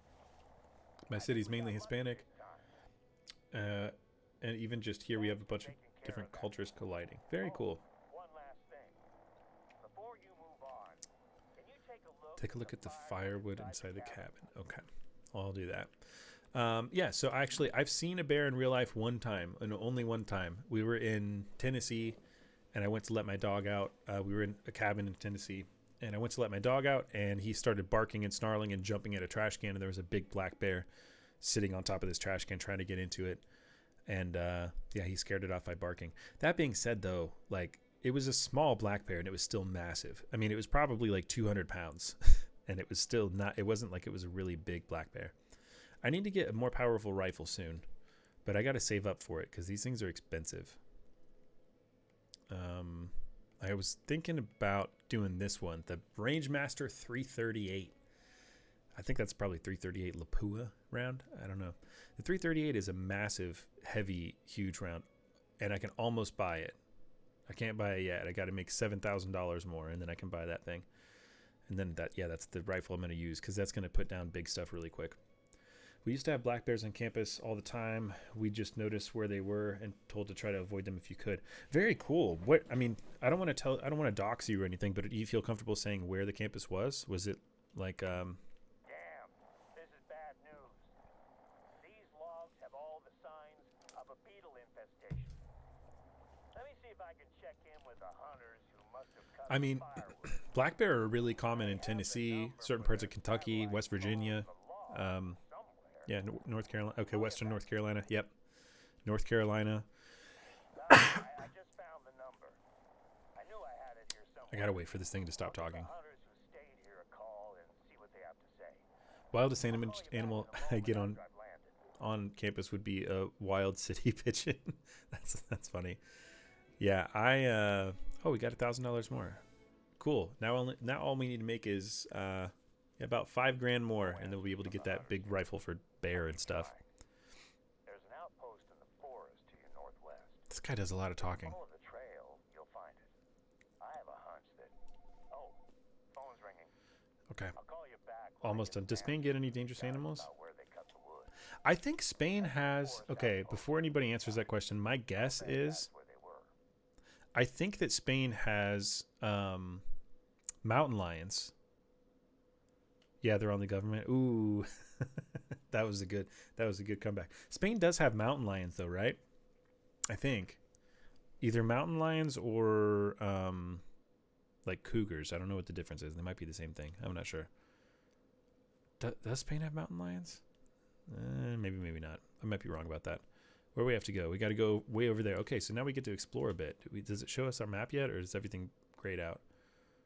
It shows us a little bit of stuff. Okay, well let's go check some stuff out. Let's go exploring. First, we'll go here. We'll go here first. We have what's called Iberian lynxes. They're smaller and less dangerous than mountain lions. Also sadly on the brink of extinction. Oh, that's sad. I'm sorry to hear that. Grew up in northern Idaho. Sometimes would miss the bus because a brown bear would be chilling at the end of the driveway. That is hilarious. I want to go to Idaho so badly. Idaho looks so beautiful. Not a lot of big dangerous fauna around here. Just search them up. They're beautiful. Wow. Actually, you know what? Let's do that. I want to take a look and see what that animal looks like too. Let's pull one up. What did you say it was called? It was Iberian lynx. Oh, let's pull this over here so everybody can see it. Wow, those are beautiful. Oh, it's like a bobcat. Yeah, that looks like a bobcat in the U.S. I mean, they look really similar. I think they look like a bobcat at least. Bobcat. Yeah, see, look. Bobcat in the USA. Hey, thanks so much for the follow, by the way. Much appreciated. So yeah, they look pretty similar to bobcats, but I think the lynx is prettier. Yeah, I think the lynx is way prettier. Look at that little goatee on each side and the ears. That's pretty cool. Cool stuff. I don't think I know a single person that has seen one in the wild, and I've known many hunters. That's too bad. You know, I was thinking about going on a hike sometime soon, or hunting sometime soon, and doing like an in real life stream. I would not actually stream the hunting part because I don't think that that's accepted, and I also don't want to subject people to seeing stuff like that they don't like to see. But the hiking part of it, I was thinking about doing like an in real life stream, like with my GoPro or my Insta360 or something. I think that'd be pretty cool to just kind of hike around somewhere and take a look. Only though if I'm in a place that's like not recognizable, where like nobody would know where I'm at, so they can't like do something weird while I'm in public.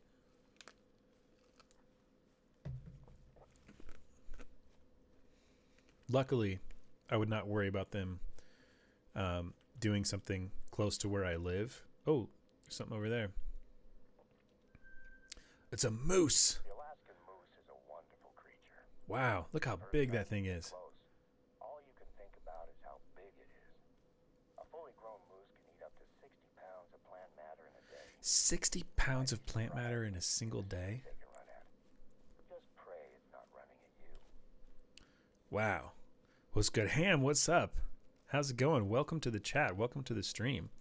Dude, look how big that moose is. Oh, wait. There's something else right there? There's another moose. Wow, there's... Okay. You know what? I think I might try to take this moose. What is this? It says 2 minor. I'm going to go with the 270. I'm going to try to take this moose right here. I feel bad, but I'm going to try to take it. I mean, this is the whole point of the game.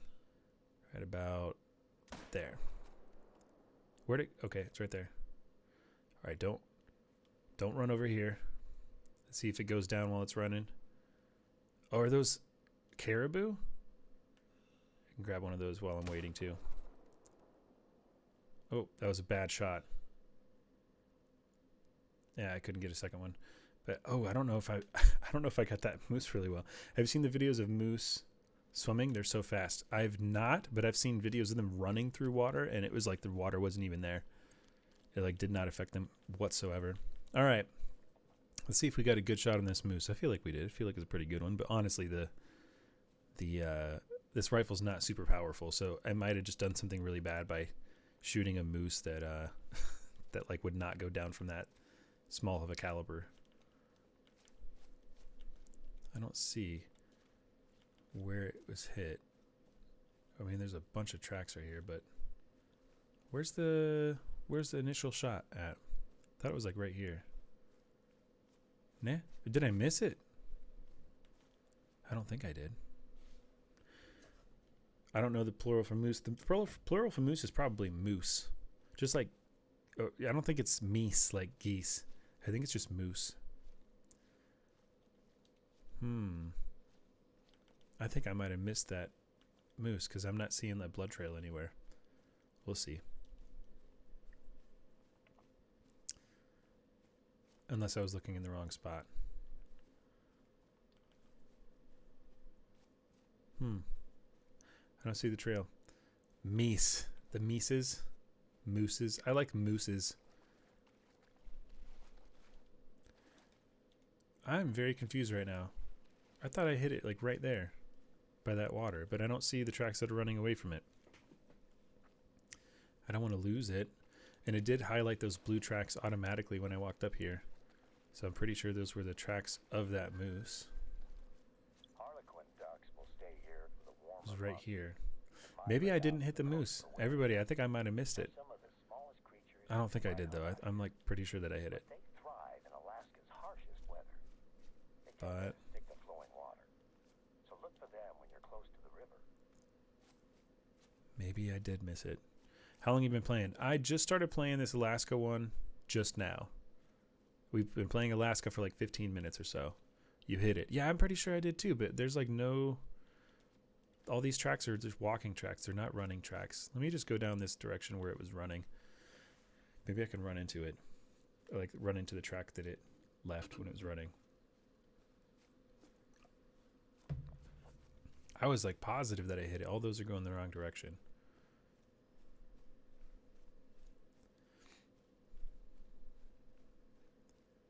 Is this from... I think I already looked at these. These are going the other direction too. Yeah. Okay, well, let's just try to find the moose tracks where it was running and see if there's a blood trail to it also. I don't know. What would be the counter word for moose? Hiki, come on. Eh? Hiki? Hiki? I don't know. There's no moose in Japan. I don't know what it would be, actually. It might have its own Reindeer or caribou, counter. as they're known in North America, have a long history as the backbone of native Alaskan It's another society. big old moose. Look how big that... Look how massive that thing is. Oh my gosh. Provide food, tools, and clothing. The herds are a Okay, cool. I want it to run away so that I can try to find this other... Not many non-natives get to hunt them. Just caribou. Moose droppings. Oh, here it is. Here's a blood trail. There we go. All right. So we did get it pretty good. We did get the goose pretty good. Have you tried Emerald Coast? Not yet. So far, I've tried the Europe one and Africa, the Virunga or whatever. And now we're doing the... I didn't even finish... Don't shoot female. Don't shoot the female moose? Wait, is that in the game? Is that like a... Is that something you're not supposed to do? Is not supposed to shoot the females? I mean, I probably wouldn't anyways. I'd like in real life, I'd probably just go for the males, but...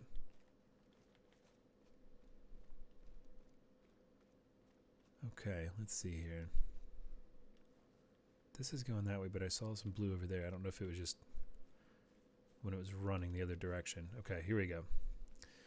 I'm only running after it because I'm like very sure they just aren't that big. Oh yeah. Yeah, that makes sense. Hold on, I don't want to highlight that one. Came over this way, nah? Where'd it go from here? I lost that last one. I was moving too quick. But I knew I had a good shot on that one. So I wasn't really... Okay, let me just go back to this blood trail right here. And that was coming this direction. Okay. I think that's like an old track up there. Yeah, there we go. It's probably right up here. I bet it's... Is that it right there? Yep, that's it right there. All right. One shot down. Didn't even go that far. That's a pretty good shot. I need a more powerful rifle though, because this rifle's like not that great. Where do we hit this one?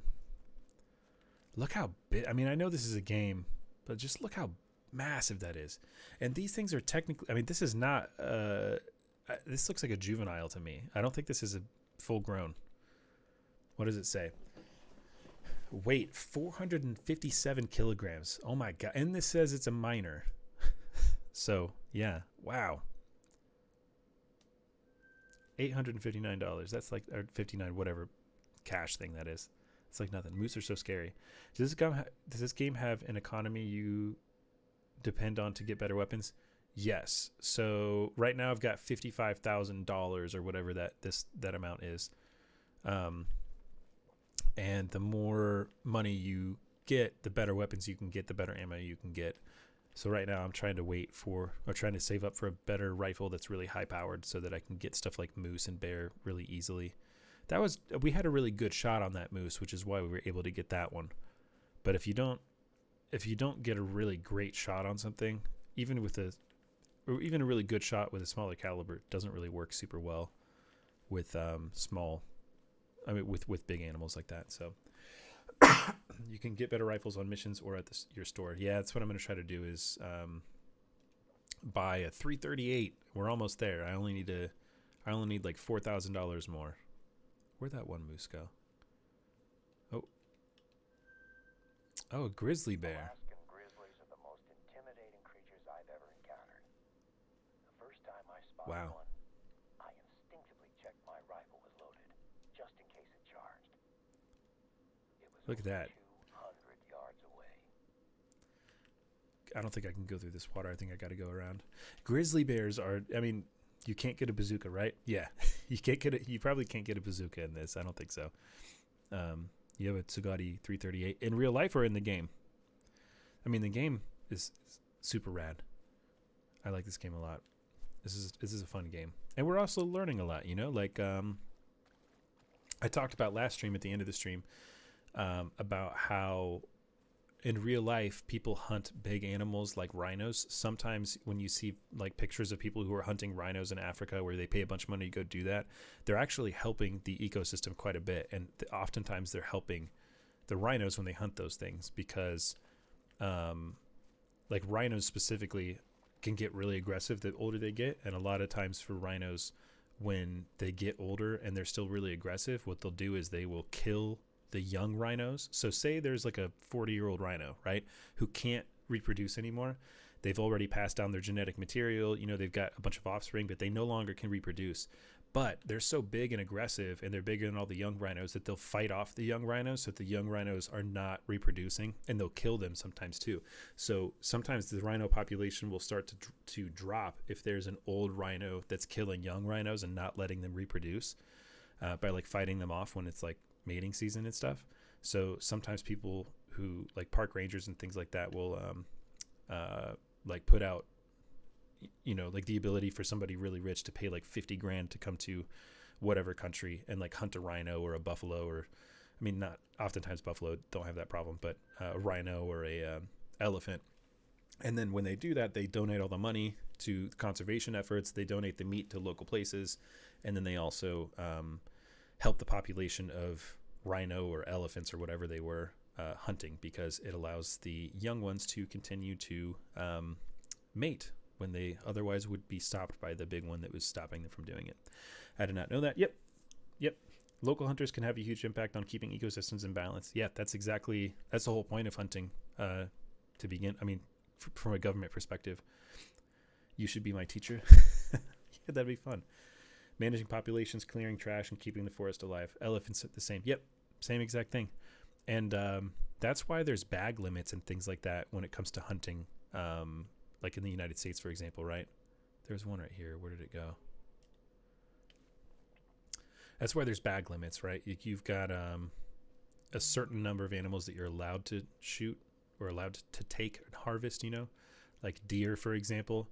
When you're hunting deer in the United States, deer are overpopulated everywhere, so it's not really an issue. Excuse me. But you know, you have like an age limit in certain places, a size limit, a gender limit, and a limit of how many you can take. Excuse me again. Then you have nuisance animals, right? Like, oh my gosh, that thing is so close to me.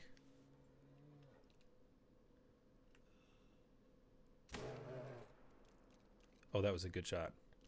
Oh no, it wasn't. He's turning around towards me. Is he going away? Okay, cool. That was a good shot. There's nuisance animals also in the United States, at least, right? Like, take it from there or help run away. Yeah, I was going to take it. So coyotes, for example, have, excuse me, try not to cough, but I've got this cough still. Coyotes are considered a nuisance animal in the United States, in most states. And in most states, they don't have any natural predators. So in Ohio, for example, oh, that was a really good shot. Vital organ hit. I don't want to run up on it if it's not like, oh, it's barely bleeding at all. Oh, this is going to be, I'm going to run after it. It's okay. I might push it a little bit, but it's okay. In real life, you don't really want to run after something if you've shot it like this. Especially a bear, I imagine, because they'll try to fight back really hard. But like deer, if you shoot a deer and you don't get a good shot on it and it runs off, if you run after it, it's going to run farther and farther and farther, and you're not going to be able to get it. And then it's going to die by itself and get eaten by coyotes or whatever. Oh, this thing's going to be like right up here. That was a really good shot. Yeah, it's probably going to be like right past those trees, I bet. Anyways, nuisance animals. You need a better caliber. I know I do. Once I collect a couple more animals, I'll have enough for a 338 on here. What was I saying? Yeah, coyotes have no natural predators in the state of Ohio or the state of Indiana, and in most states they don't. Yeah, right here. Very good shot. And because of that, like, they overpopulate, and there's no bag limit on them. So if you hunt coyotes in Ohio or Indiana, you can take as many as you want. Like, you could take 20 in a day. It wouldn't matter. All right. Not a bad score. Good amount of cash with that one. That was a good shot. Cool. Just need $3,000 more, and then we can get the rifle that I'm waiting to get. All right. Oh, I see something right over there. Is that a moose? Yep. That's a big moose coming this direction too. I bet if I set up right over here, I can let it walk right into me. Gold. Nice. Good stuff. Yep. This is a fun game. This is a really fun game. I mean, again, it's not super realistic, but there's certain aspects of it that are true. Like in the African area, it was talking about how there's something called what is it called? Gemsbok or something like that. It's kind of like an African deer that was overpopulated in a certain area of the Virunga safari place or whatever, or Sahara, sorry. And because they were overpopulated, they were eating all the grass. Look at that big one right there. I kind of want to try to take that real big one right there. But I thought there was one that was walking towards us this way. Anyways, so this deer is like overeating all this grass in this area, right? Oh, that's a little duck. And when that happens, it was messing with the environment so much that like other animals were dying off, right? Like bigger animals were dying off. And that happens like everywhere, all over the world. Like, say, was that a caribou? No, that's a little tiny moose. Okay, yeah, I want to try to take that big one right there, but it's blocked by that smaller one. In Yellowstone, they reintroduced wolves to Yellowstone a couple years ago. Like, they had taken out all the wolves in Yellowstone. There was no more wolves in Yellowstone, but they reintroduced them because the beaver population had increased so much that they had been building dams and diverting water in different ways, and it was like killing, or maybe it was beaver. It might not have been beaver. It was some animal was like overpopulating, and it was eating too much vegetation or diverting water in some way. I think it might have been beaver, actually. And when that happened, then like the population of everything went down because, the food chain is it's like a balancing act, There was an animal that relied on a certain vegetation that was now no longer around as much because that vegetation was gone.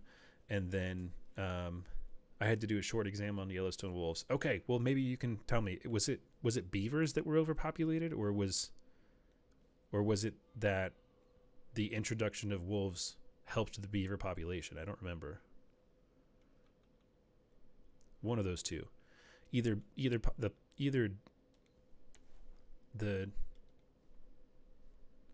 was either that wolves helped the population of beavers, or beavers were overpopulated, so that's why they needed wolves. But anyways, they reintroduced the wolves back into Yellowstone a couple of years ago, and it brought back like a ton of different types of fauna and things that weren't there before. It was elks, I think. Okay, maybe it was elk. That sounds about right.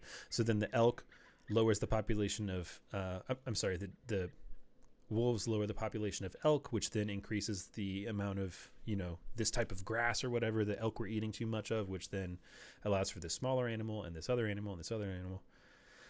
I mean, hunters do keep populations of animals. Oh my God, what was that? Oh, I scared him off. What was that? It just like stood up and just ran over the one underneath it. That's funny. Yeah, hunters do keep everything like that in a balance, but that's just the current balance. It doesn't mean that the world would not bounce back. Like, there's animals that have gone extinct, and it might have messed with the ecosystem for a while, but the ecosystem will bounce back. It's just, if we want to keep the ecosystem the way it is currently, hunting is really important to conserve that. Hold on, let's see here. Held a message for a reason. Race, ethnicity, or something. Oh, no, I'm gonna allow that. That's not what that is. Okay. So that message that was held, just because it says white in it. Walt Carson is a great ecologist out of Pitt that has great publications on it. Very cool. Deer in Northeast Ohio and parts of Appalachia are similar. Deer destroy white oak, and there are nearly no juvenile white oak trees left in the area. Yeah. And that's something that, excuse me. That's another reason why I'm very pro hunting. I think that, if we are part of the ecosystem and we are intelligent enough to understand how the ecosystem works, it's our kind of like our obligation to take care of it, and and not just by hunting, also by picking up our trash and finding new ways to recycle and keeping things clean. I think that's equally important, but I do think it is important to sometimes cull the herd of certain animals. And deer, I mean, there's a big one right there. Okay, maybe we can get a good shot from here. I don't know. We'll see. Oh yeah, we can get a good shot on this. I'm gonna take that shot in just a second. Deer have might still be able to get a good shot.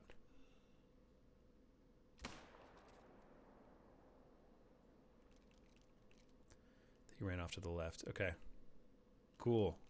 I think that was a good shot. Let's go check it out. Oh, I got to run all the way around this. I don't think I can run through this. Deer have no natural predators in Ohio, right? Like, there's no more wolves in Ohio. There are bear, but deer are not high up on black bears. I don't think I can go through this. Can I? No. Man, too bad. But black bear are only in the southern part of Ohio, and the Ohio and West Virginia border. So if not humans, then cars. Cars, of course, too. The rifle has very little bullet drop off. Nice. Yeah, we tested this on the last live to see how far the bullet drop was, and it's very short, so not bad at all. But deer in Ohio, there's nothing you can do except hunt them, because there's so many of them, and they destroy a lot of crops and it causes a lot of problems. Like what Fuvalo said, deer in Northeast Ohio and parts of Appalachia have destroyed white oaks to where they're almost non-existent now. And the thing is, there might be certain types of birds that rely specifically on white oaks. Saying cars are natural predators for deer is insane, but not even wrong. Yeah, that's kind of funny, right? Cars are definitely up there on the ways that deer are killed in the wild. Okay, let's find this. Let's find where we hit this deer. Somewhere around here, right?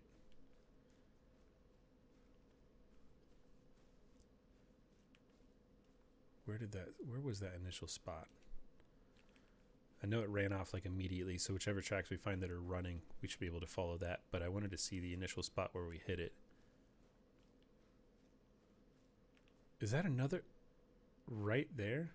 Yeah, it's a small one. I'm not going to shoot that. But where was it? Like right here-ish, something like that? I don't know. We'll find it in a second. But yeah, if you ever seen like how deer die in the wild, it's pretty gnarly. Definitely not a fun way to go. Is by a natural death. Oh, here we go. There's a blood trail. I want to see the initial hit though. Oh yeah, we got a good hit. Look at that. That was a good hit for the first one. Yeah, we're getting good hits back to back in Alaska so far. But yeah, deer that die from like oh, there's this new thing going around, by the way. Or it's not a new thing, it's been around for a while. It's called chronic wasting disease. And it's a disease that is really heavy in deer at the moment. And like they look like zombies. Like they get these weird growths on them and they get super, super skinny. And it's called chronic wasting disease, CWD. And there are like a lot of deer in Ohio that had that. That was a real big worry for a lot of people for a while. And I guess what had happened was it had actually transferred between wild deer and deer that were kept on like reserves and stuff like that by like touching noses and stuff like that, or snouts through the fence. And they were worried that it might be transmissible to humans as well. So if you ever come across a deer that has CWD in Ohio, you're supposed to alert the game warden immediately and let them know the location. And I don't know. There might, and don't quote me on this. I don't know if this is true or not, but I feel like say you have 2 deer tags, right? That if you find a deer that has CWD and you shoot it, that you don't have to tag that deer as long as you can prove like, yeah, this deer has chronic wasting disease. Because it's considered like getting rid of an illness or something. I don't know. I could be wrong. I might be wrong about that. But if you hunt deer and a deer has it, are you allowed to kill them? Oh, there's that moose right there. Good shot. Cool. I don't know. I'm not sure. I'll have to, you know what? I'm going to look this up after we harvest this moose right here. I'm going to look that up and see. Because I'm not actually sure. The laws about it changed. Initially, they said shoot any deer you see with CWD, but then I think people were taking advantage of that and like shooting any deer that was a little skinny, and they're like, oh, I thought I had CWD. Well, at least I get another deer and I don't have to tag it. But I don't know if that's true or not. I might be wrong about that. So let me look it up. Wow, a big deer, 510 kilograms. Wow, that's a big deer. Well, I mean, technically, moose are the biggest member of the deer family. Okay, let's look this up. Let's see. Can you shoot a deer with CWD? Okay. This is the Center for Disease Control. Says do not shoot, handle, or eat meat from deer and elk that look sick or are acting strangely or are found dead. Okay. Recommendation for hunters. CWD info. Here we go. Growing attention given to chronic wasting disease. Many hunters are asking if they should continue to hunt in areas where CWD is identified. In most areas where CWD occurs, relatively small numbers of animals are infected. However, there are some exceptions, such as certain parts of Wyoming and Wisconsin, where the numbers of CWD infected whitetail and mule deer can be much higher. Yeah, crazy stuff. Hold on, I just heard something. What was it? Caboose Milk, thanks so much for the resubscription. Much appreciated. Welcome to the live, by the way. Sup? Hey, what's going on? How you doing? Okay. CWD in deer. I don't know if I can show some of these photos. Might be a little that's not too terrible. Yeah, that's what CWD looks like in a deer. I mean, look how skinny it is. Like they turn into zombies basically. They get really, really skinny. Some of them get weird growths and stuff like that, but they don't look like, I mean, they're just like, it's called chronic wasting disease because they literally waste away. They look like they're going through like chemo or something. Like, look how skinny. You see the ribs coming through it? It's not cool. So, yeah, I guess according to the CWD website, you're not supposed to hunt them But I think what happens is, you know, you call a how much money we have left? Okay, only need about $2,000 more to get that big rifle. But you call the natural resource officers or the game warden, and they'll come out and they'll dispatch it, which means that they'll shoot it and then dispose of it, probably in an incinerator or something like that, to make sure that it doesn't continue to spread. I don't know how many other animals can get chronic wasting disease, but I know that there was. What was that? That was terrifying sounding. Oh my God. That sounded terrifying. Oh, there it is. No, that's a female. Okay. Where's the male? Male's going to be worth more, but yeah, it's, oh, there it is. Right there. Oh, that's a small. Okay. Take a minor or an adult female. Let's go with an adult female. This one's like in a really good position. All right. There we go. Just hunting up everything we can find until we can get this this thing. Oh, by the tip, you also buy your ammo. Yep. I got to buy more ammo for this too. Excuse me. So, what was I saying? Yeah, I know there was a worry about whether CWD could be contracted, or I mean, could be what's the word? Like other animals could catch it. Right now, I think it's only deer, but I'm not sure.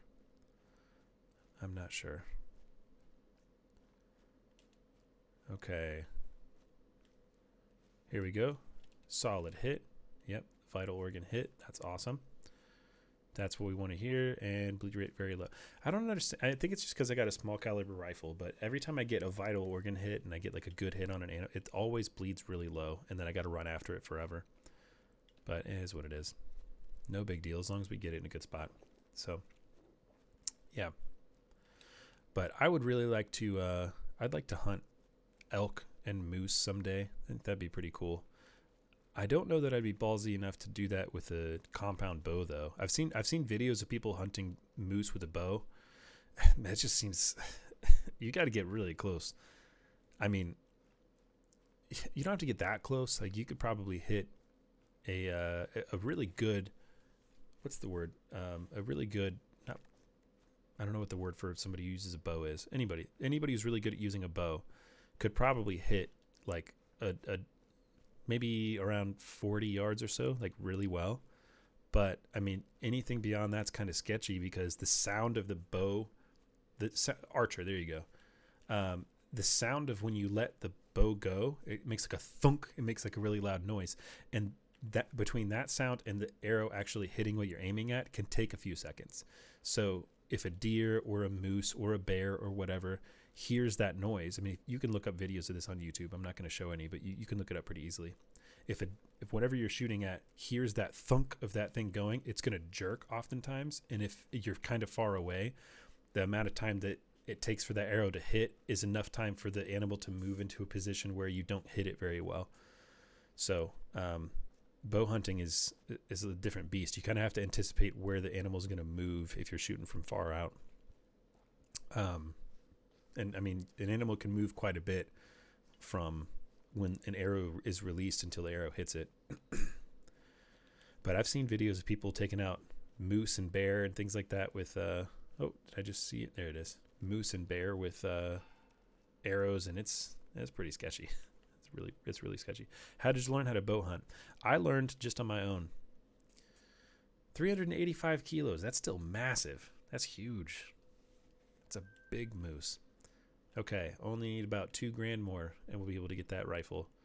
But just like Ham said, we also have to buy the ammo for it. So I learned how to. She's small. Yeah, I mean it's still huge, but small for deer. For moose for sure. The way I learned how to hunt, though, I just did it on my own. I mean, I talked to a lot of family members that hunt. My dad does not hunt, and growing up in Japan, there was not an opportunity to go hunting.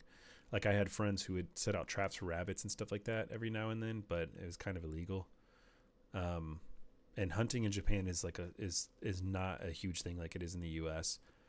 And it's hard to get into that. I don't know, like the whole, like, diamond moose are like 800, I think. Wow, 800. Wow, that's huge. I don't know all of the laws in Japan regarding. I'm actually going to go towards that mission area that we're supposed to go towards over here. Okay, let me set a point. Oh, I guess I don't need that because we've already got that set up there. But I don't know all the laws regarding hunting in Japan, but like firearm laws are really, really, really strict. Now you don't have to hunt with a gun. Like you could hunt with a bow, for example. But even that, I think, probably has really strict laws in Japan about how you can get it and everything. Oh, there's another one. That's a small one. But we'll take whatever we can find. Oh, there we go. Like to get a gun in Japan, for example, right? Like you're not allowed to have anything at all, really. Like you definitely can't have any semi-automatic. I think for the most part, you can have a shotgun for hunting. And I think that you can have, I think you can have a bolt action single shot 22 long rifle, for like target shooting and for fun. And if I remember correctly, if you are able to own a gun in Japan, right? If you're able to do that, you have to go through like mental health and a physical health evaluation first. You have to be part of a club or something like that. You got to go through a bunch of different background checks, and then you have to separate the bolt from the assembly of the rifle. Like you can't keep the rifle together in, oh, that's a really bad shot. I thought that was a good shot. That is not a good shot at all. Oh man, that's too bad. But you have to basically separate the rifle when you put it away. So you have to put one part of the rifle in one,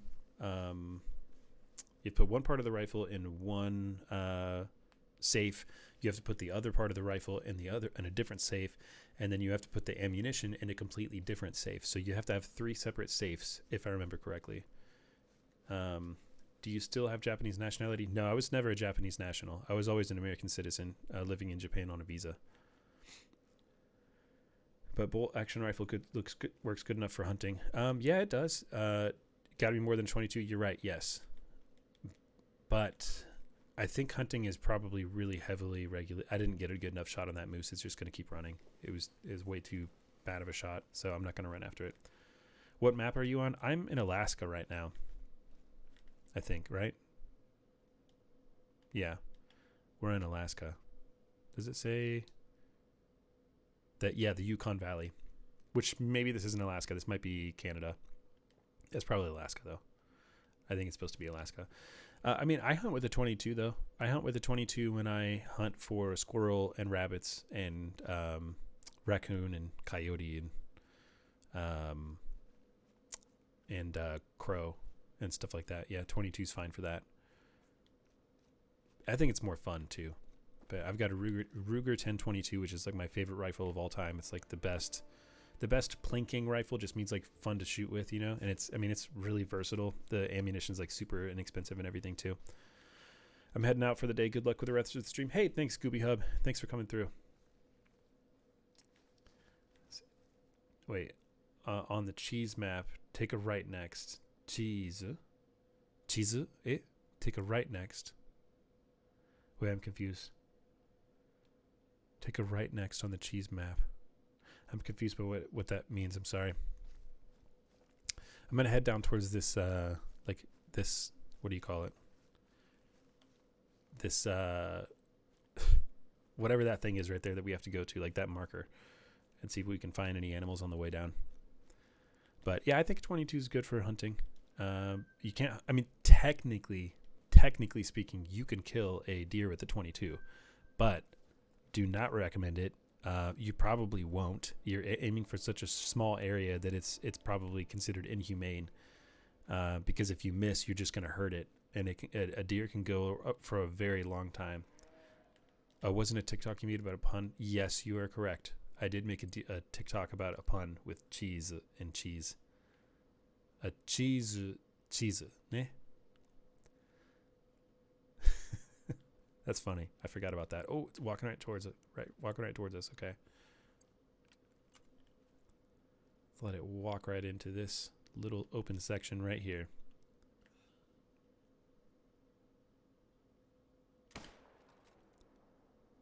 Ooh, I think that was either a really, really good shot or a terrible shot. I think I got it like right as its leg opened up. That might have been good. Hopefully that was the one that we winged earlier and didn't get a good shot on, so that way we got a chance for a second shot. Oh, it doesn't look like it was a good shot. Oh, no, it was a really good shot. Look at that. Nope, that was a great shot. Okay, cool. Not going to lie, I'm a bit disappointed that you didn't get that reference. I'm so sorry. I was kind of wondering about that for a second, but I wasn't entirely sure. Okay, so let's go get that deer. That was a good shot. I bet it's not that far away. It's not, again, like bleed rate very low. I don't know. I think it's just I need a higher caliber rifle because every time I hit a good shot, it bleeds really slowly and it takes forever to go find. 274 score is a diamond, about 560-ish kilograms. Oof. That's massive. I'm going to look for one of those big ones once I get the better rifle. We'll see. Yeah, I would love to go hunting in Japan though someday. Oh, you know what? I think that is the one that we shot the first time because it's like I think it came down from here. I think I'm going the wrong direction. I don't think oh no, yeah, I think it came this way. Yeah, so I think that is the one that I missed before or didn't get a good shot on. Now I'm going the wrong direction. Okay. So this is where it came down, and then we hit it again when it was walking towards us. I mean, we'll see. Once we go harvest it, it'll tell us how many times it got shot. So I don't know.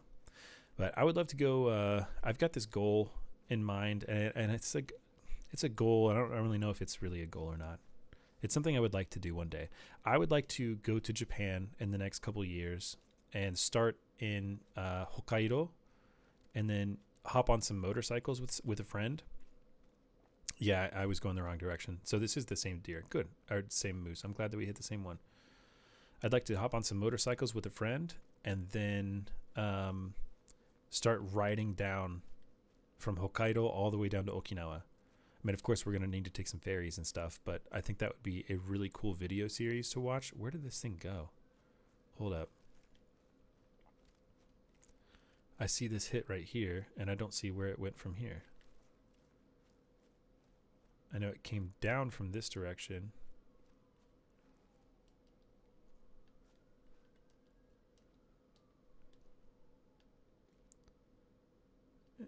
But it came down this way. Did it run up here to the left? What's up? Hold on. I'm confused right now. So I hit it initially that way. It came down this way. It started walking towards me here. I hit it. I mean, that's a really good shot. I'm missing it. Press M. Well, I'm using a controller right now. Oh, here it is. It went up this way. Okay, never mind. I found it. Cool. Yeah, there we go. Now we're back on track. So, yeah, I think that would be a pretty cool thing to do. And I think that it would be really cool to be able to just do different stuff in Japan on the way down, you know? Like, start at Hokkaido, maybe go hunting in Hokkaido, right? Like, go bow hunting in Hokkaido. If we could find a guide for that, if we were able to do that, that would be really rad.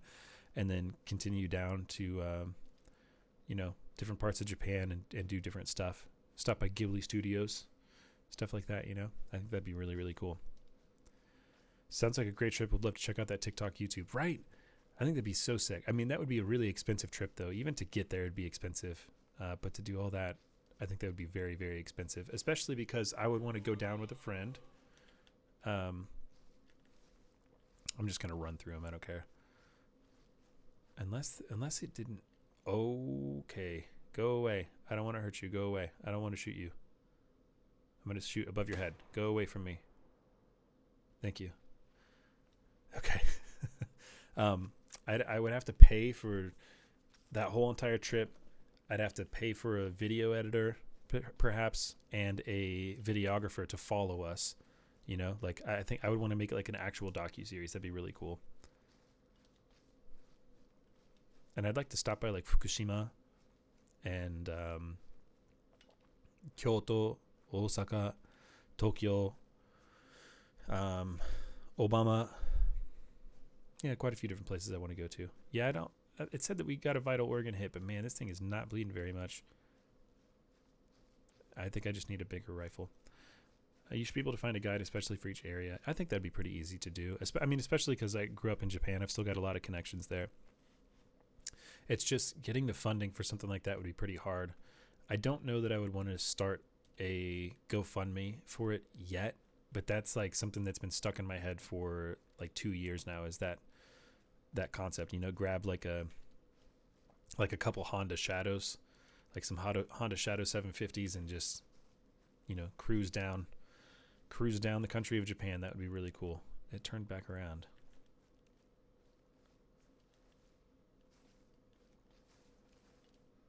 Turned back around and came this way. Excuse me. Is there a place called Obama? Yes, there is. Obama-shi.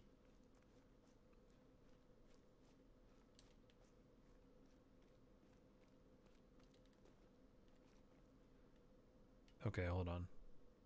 Yeah, it looks like it did circle back around. Where did it go after that? So these are old.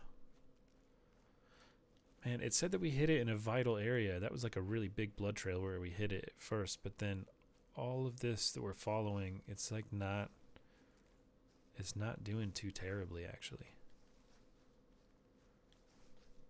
I think it doubled back and then I lost it.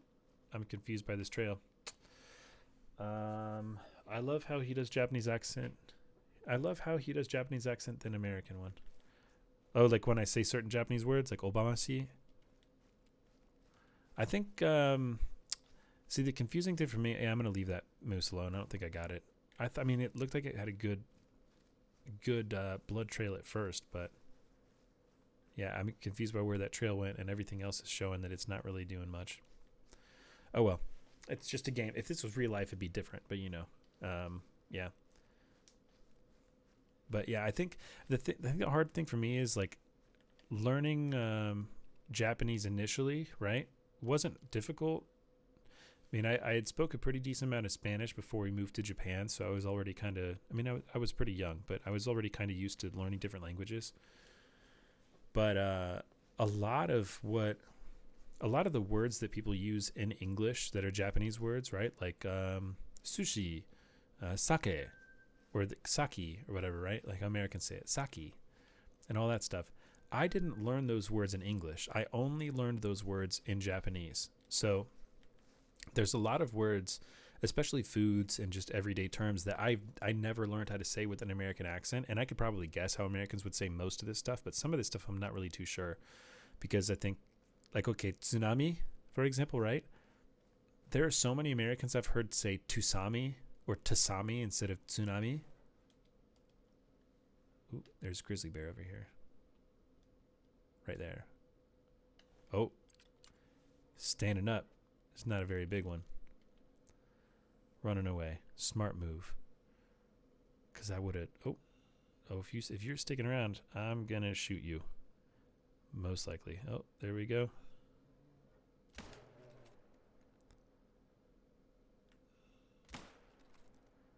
Two shots. Okay. I think that about did it. Yeah. ¿Te acuerdas de hablar algo de español? Yo solo hablo un poco de español, pero habla japonés y inglés. My Spanish is trash. My Spanish is very bad. It's been so long since I spoke Spanish that, yeah, it's really bad. And all the Spanish that I've learned from people that I've worked with is not good Spanish. So, tsunami is a Japanese word? Yes, it is.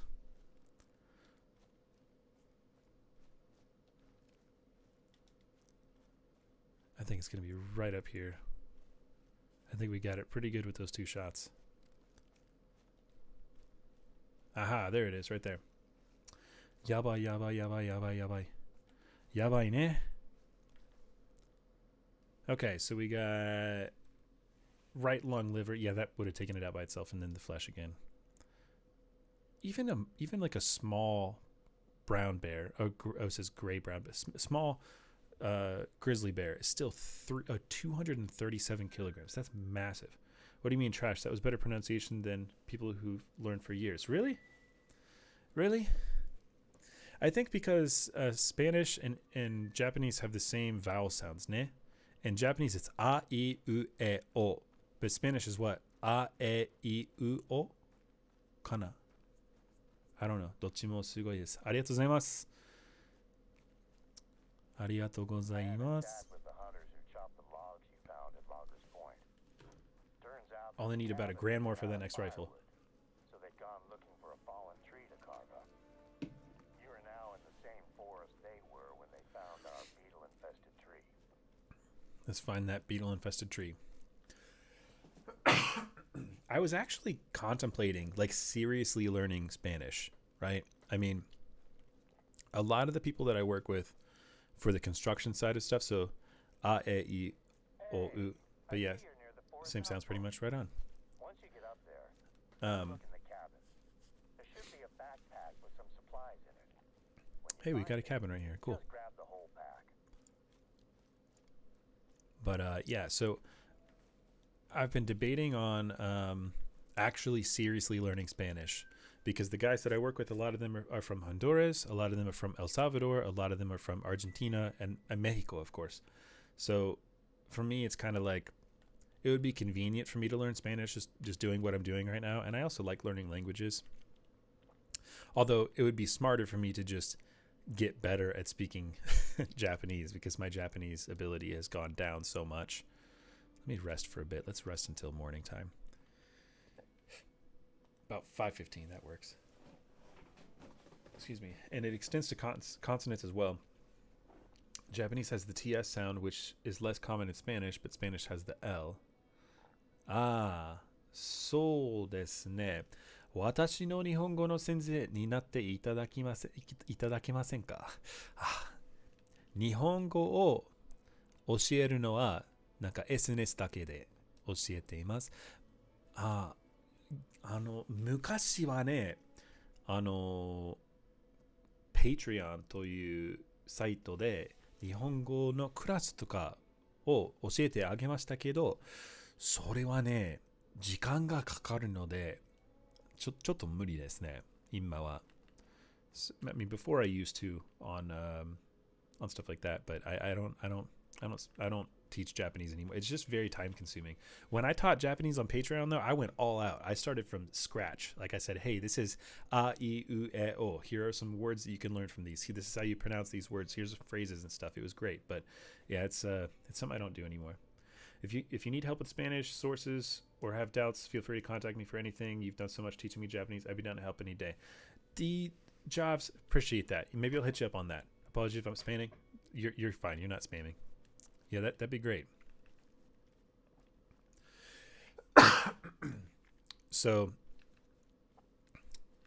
I will oftentimes bring some of the guys that are doing the construction stuff with us. I'll oftentimes bring them snacks or like beer or something like that, just because, like, you know. So in case anybody's curious, what I do like professionally right now is, of course, I do the TikTok stuff, right?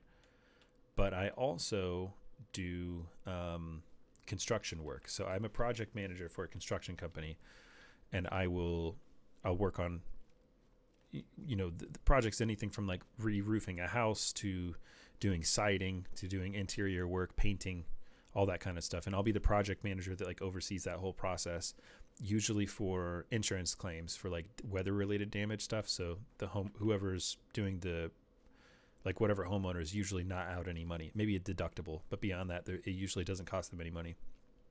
So I like doing that because we get to kind of stick it to the insurance companies instead of the little person.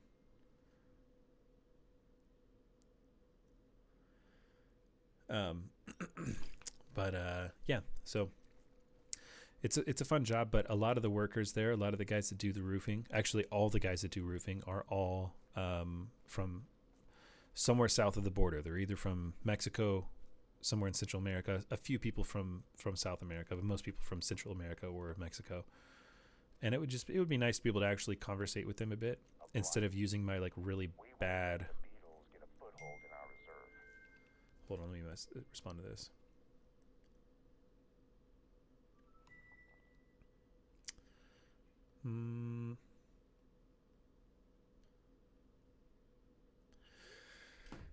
But yeah, it'd be cool to be able to actually converse with them a bit. I know enough Spanish to kind of understand the majority of what somebody's saying to me, but I have a hard time responding. I'm not sure exactly what words to use, especially because English and Spanish are so similar that like there's a lot of words that I can kind of pick out, right? Like somebody was talking about something, they were really hot, and I'm trying to remember this situation. One of the guys was saying they were really hot, and they said something agua hidratarse or something. I can't remember, but I think that means hydration, and it's really similar. It sounded in the context, it sounded like they were saying the word hydrate or hydration or something like that. So I even without speaking Spanish, I feel like you can, if you speak English, you can kind of pick apart meanings of some words without knowing all the way. But it's not enough for me. Like I would personally prefer to be able to actually understand everything and be able to respond back and forth. Like I have such a broken Spanish when I'm speaking to some of these guys and I'm asking them if they can do certain things. Hidratarse, to hydrate oneself. Correct. Okay, there we go. I'm probably butchering the pronunciation of that, but you know, it is what it is. Oh, did I miss something in here? Maybe I did. Maybe not. Like these guys were laughing at me for, I was trying to figure out how to ask somebody to straighten this chimney thing on a house, right? So they're working on this house. The homeowner came out and they're like, hey, that chimney, it's called a ventilation stack, right? They're like, oh, that chimney looking thing right there is it's crooked. Can they straighten it out? And I had no idea how to say anything really. And I was like, okay, I know puedes means can, like can you, right? And then I was like, straighten, enderezar, something like that. And I'm like, I don't know how to say chimney. I'm like, tuberia, tube. So I think I walked up to them. I said something like, puedes enderezar la tuberia? I'm like pointing at it, and they started cracking up. They're like, that is not anywhere close. Like, I understand what you're saying, but that is absolutely not correct. It made me feel a little embarrassed, but I'm like, it is what it is. I get it. What am I supposed to be doing right here? I'm confused. Pick up backpack. Where's the backpack? Oh. What? Where is the backpack? I'm missing the backpack. But I would like to be able to actually speak enough, just mute the H and it's pretty much perfect. Wait, hold on. Hidratarse. Okay, very cool. Where is that? I keep saying there's a backpack in here. Am I missing the backpack? But yeah, I don't know. I would just, I would prefer to, is it in the storage thing or something? I'm confused. I don't want that right now.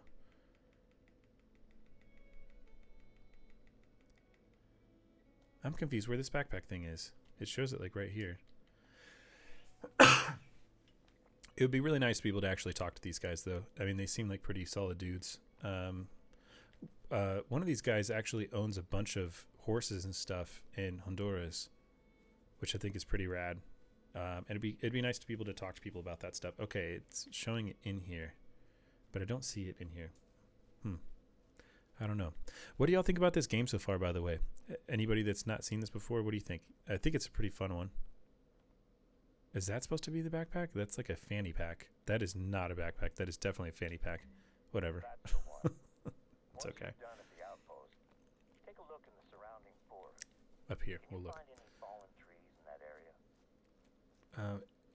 Is it good app for language learning? Spruce bark beetles Oh, are is a an massive app? threat to Alaska's spruce Hold on. forests at the moment. We haven't been hit Let me wait for this guy to compared finish to talking. other Alaskan state parks. But I think that it may be time for a quarantine.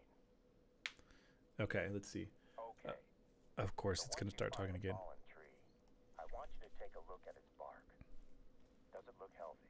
If so, it's probably not the tree we're looking for. Okay. I've seen it before and played it.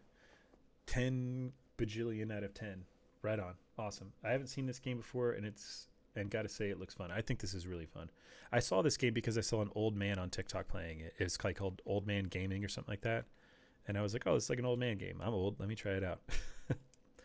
Is an app good for language learning? Ham? I think that an app can be a really great supplemental tool for language learning. I don't think it's... Oh, man, he started to talk again. I should have waited. You should have a canister of paint and a nozzle attachment. Use them to paint a big pink X on the tree. And let's take a look around to make sure the beetles haven't started to spread. If you see a spruce in the immediate vicinity of the fallen tree, mark Okay. it. And our forestry team will come out and take care Of of course. it. If it's untouched, they can just spray it. It's with taking forever for him to pesticide. talk. I don't want to talk while he's talking. If it's already infested, then they'll cut it down and haul it away for burning. All done? Yes. Okay. As far as an app for learning a language, I don't know that I would say that there's any app that I'm familiar with that would make you fluent in any language. I think Duolingo does a pretty good job being a free app. You learn a ton of vocabulary from it, but there's a lot of questions that it will leave you with when it comes to learning Japanese. So I would say that, let me full screen this really quick while I'm on here. Or half screen. There we go. I would say that learning Japanese specifically from Duolingo only will get you a pretty good foot in the door, but you're going to be left questioning like why grammar works a certain way. You're gonna have some questions about, game volume is kind of low, so we can hear you over it perfectly. Don't worry about talking over the narrator. Oh, cool! I didn't realize it was so low. Good. Yeah, I think that an app is definitely a good supplemental tool if you're already learning a different way. I think the most important thing about learning a language is to talk to people who already speak that language, though. So apps like HelloTalk are fantastic for people that are learning a language because it connects you with people that are learning the language that you already speak and are wanting to learn the language that you already speak and that know the language that you want to learn. So, for example, if I'm learning Spanish and somebody else who's already fluent in Spanish is learning English, it could like maybe connect us together so we can be language partners. Stuff like that I think is fantastic, but I don't know that you could become fluent. I would say Duolingo is pretty good though. I think Duolingo is pretty solid. So yeah. It's funny. I used to watch Mr. Sark and APL play this, but they mostly did shenanigans. Also, the game was a lot buggier when it first came out. I'm glad that I have the not as buggier version of it. This game has had a couple bugs in it that have really irritated me, though, especially when I was like hunting an animal by the river, like any sort of body of water. It would just kind of like glitch back and forth like this over and over and over again. Is HelloTalk free? Yes, I believe it is. Wait, didn't I already mark these things, though? Yeah, I marked that. We're good. Why am I missing? Hold up. I think I wasn't paying attention when he was talking. Mission log. Mark trees near the infested tree for investigation. Oh, okay. So, like, find other trees that are nearby it and mark them? Great job. Okay. I hope we don't need to cut these trees down. A small price to pay to contain Any Japanese-speaking people wanting to learn Spanish in the chat? Hey, there you go. tree mark. Maybe we can find Reminds me of my summer breaks when I was a kid. we can find another some more language learning stuff in here. Down in Washington State. I used to resent him for making me go out there and work. Blah blah blah. while my Eventually, friends those played back home. those trips also included hunting lessons, and that made them my favorite parts of the summer. Very cool. And that made them my I wish I favorite could part. just skip over the talking part though, but then again, I wasn't paying attention to what he was saying. I didn't know what to do right here. I'll get in touch with the forest. They can investigate the area and cut down what they need to. Mm-hmm. I'll make Okay. sure that they also Me, pick I up just the don't speak file Japanese. with the Falcon point.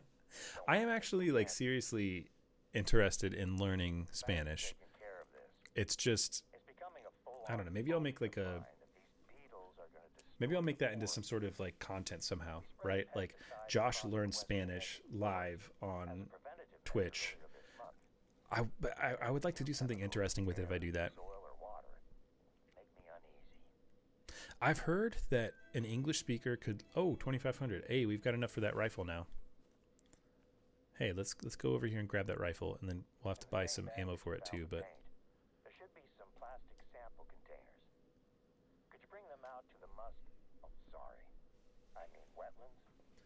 Muskeg is the word get him we to use say up here in Alaska. random stuff in Spanish. Ooh, yep, that'd be pretty. That'd be a fun stream for Spanish speakers, right? I've heard that if you are good with languages and that you speak English already, that it might not take that long to learn to speak Spanish, like at a pretty fluent level. I don't know. I think my thing is, all right, here we go. Rangemaster 338. Got it. Rifle ammo. Let's look at some ammo.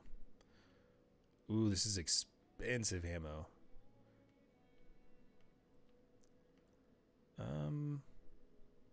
But you know what?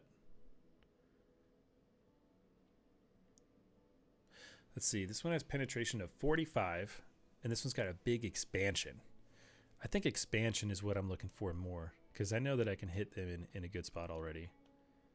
Okay, I only had enough for 20 rounds. That's okay, though. Let's see. Inventory, right? Weapons, and we'll do... Where'd that 330... Hold on. Something you got to do. Oh, yeah, you got to go to storage first and then move it over. There was some stuff in here that was like really confusing to me. Move that over into our actual inventory, right? And then move this one over.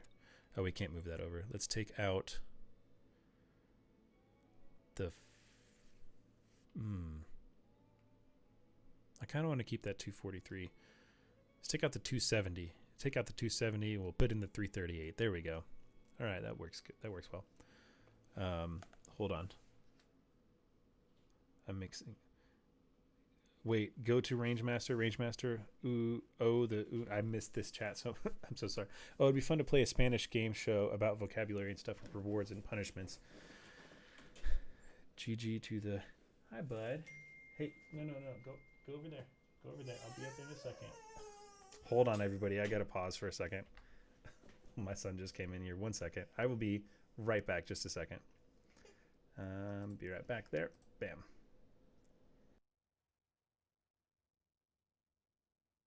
Darkness in my head, try to shake it, but it has its time.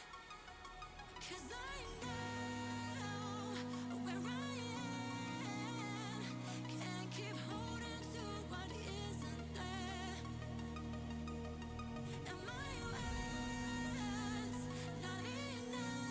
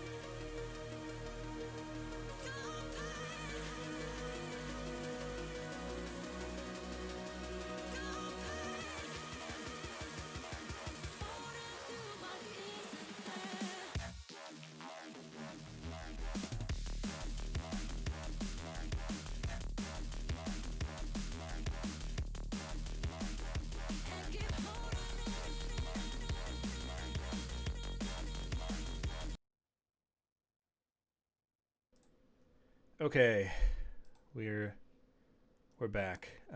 For some reason, I think my camera. Oh wait, hold on. I had my thing over that for my son. Okay, we're back.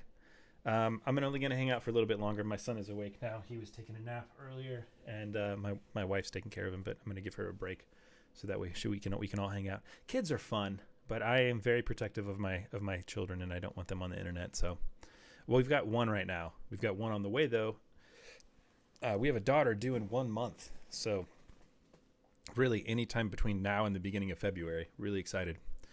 So yeah, but I don't put my kids on the internet. Our son is almost 3. Well, he's 2.5. Hold on, let me lock my door so he doesn't walk in again. But I specifically do not put him on the internet, and anytime he walks in, I completely forget to lock my door when I'm streaming. Anytime he walks in, I'm like, oh no, because I don't know. I know there's not a lot of people watching the stream right now, but yeah. Anyone have the Discord link? I tell you what, I'm going to send that Discord link to you right now. If I can do it before somebody else does, I guess we'll see who gets it first. Bam. There we go. Got the Discord link in. Perfect timing. Okay. If I had kids, I'd do the same. Internet can be real weird. Yeah, and like, I think the internet's really great as an adult, but I know how to navigate the internet, and I've seen really bad stuff on the internet already. I mean, the amount of stuff that like, warning call, a moose. All right, let's try to take out a moose with this new rifle, see how it goes. You're going to be grabbing some samples out there. So one of our research teams can test. Wait for this thing to calm down a little bit so it doesn't run off. This was actually But the amount of stuff that I was exposed to. Oh, I forgot to put it in my. Valley Nature Center. I forgot to put it in the Closely with a visiting research team. spot. Let's do right there. Okay. The amount of stuff I was exposed to as a kid on the internet, like with my friends, it's pretty bad. Like definitely not good stuff. So, oh, this is a single shot. Okay. And oh, good. It takes the other scopes that are like the real long scopes. But yeah, I don't want my son to get through that stuff. Never, ever put kiddos on the internet, even super innocent stuff so like people will twist for themselves. Also, kids can't consent. Yeah, exactly. And, you know, I'm not the most famous person on TikTok, but I've got a pretty good amount of following on it. And I can't imagine, like, my son not being able to say, like, oh, I want to be on the internet, and then have him grow up and be like, oh, just so you know, like 2 million people have seen you before on the internet. Like, the you know, without your permission, you had no idea. I'm just, you know, I wouldn't want my baby pictures on the internet. I feel like that's super weird. And there's also just, man, there's some weird people on the internet. Most people are pretty cool, but like, the internet is a tool used by all types of people, and some people that are not great use the internet for really not great stuff. At some points, it kind of feels like overkill when people talk about like how bad all this stuff is, and they talk about, oh, I saw a documentary where this bad thing happened, that bad thing happened, but yeah, hold on. Wait for this thing to stop talking so that way I can think straight. It's hard for me to think when I'm listening to them talk at the same time. Oh my gosh, so much talking in this. The amount of content accessible to everyone is very worrying. Absolutely agree. Even on TikTok, the amount of stuff you can run into on TikTok is pretty intense. So I can't risk introducing anything dangerous into the water or the food chain. What is that thing right there? Take some samples from the water to Oh my gosh, I wish I could just completely, like, you can't skip the talking. It's so irritating. I understand it, but it's, yeah. Definitely do a stream on the Emerald Coast. Okay, yeah, I'll do. Ooh, caribou. Ooh, there's a big one. I think this rifle's going to be a bit overkill, but I'm going to try it. We'll try this rifle out on this big old caribou right here. Oh, that one walked right in front of it. Okay. Wait for it to move. Oh, there we go. Ooh. That had to be a good shot. That had to be a really good shot. Oh, yeah, it went straight down. Oh, wow, I like this. I like this one a lot. Right on. Hey, Josh, is it cool if I DM you real quick on Discord after the stream? Yeah, absolutely. And you can feel free to DM me, no problem. But what was I saying a second ago? I don't know. Just the amount of weird stuff on the internet's. You hear stories. Oh, now I remember what I was going to say. You hear stories about like all this bad stuff happening. People pretending to be not, they pretend to be kids or whatever on the internet. And like, when I didn't have kids, I was like, dude, that stuff barely happens. Of course, he's like talking still. Dang, that thing didn't take a single step. I went down immediately. Okay. Harvest check didn't pass the harvest check. I wonder why. What is the... okay, who's played this game? Ham, you've played this game before, right? The harvest check, it did not pass. It's got a line through the ammo. What does that mean? Does that mean that I used too big of an ammo for this small... Your caliber? Yeah, so the caliber was too big for this thing to be able to pass harvest check all the way. Okay. Well, good test. That round worked really well. Can you move your camera? Can I move my camera?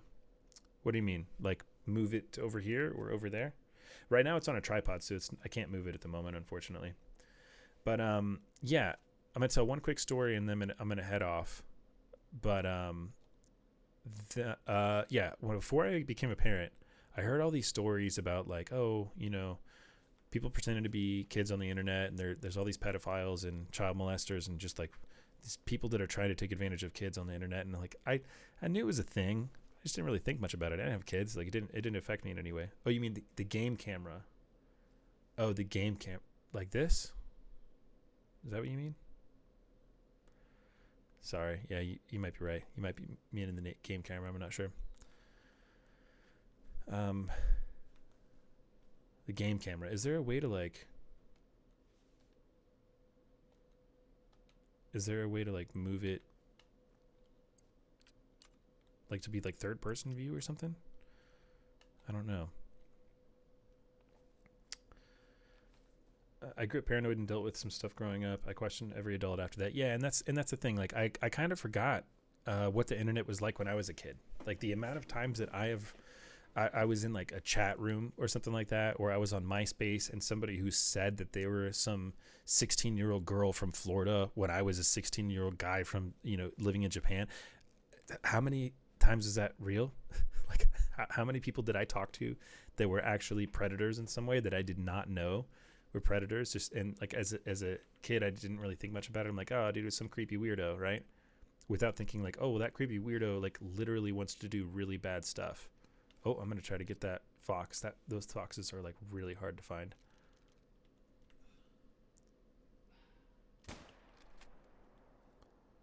Oh, did I miss it? I think I missed it. I think I went above it because I was thinking it was going to, the bullet was going to drop.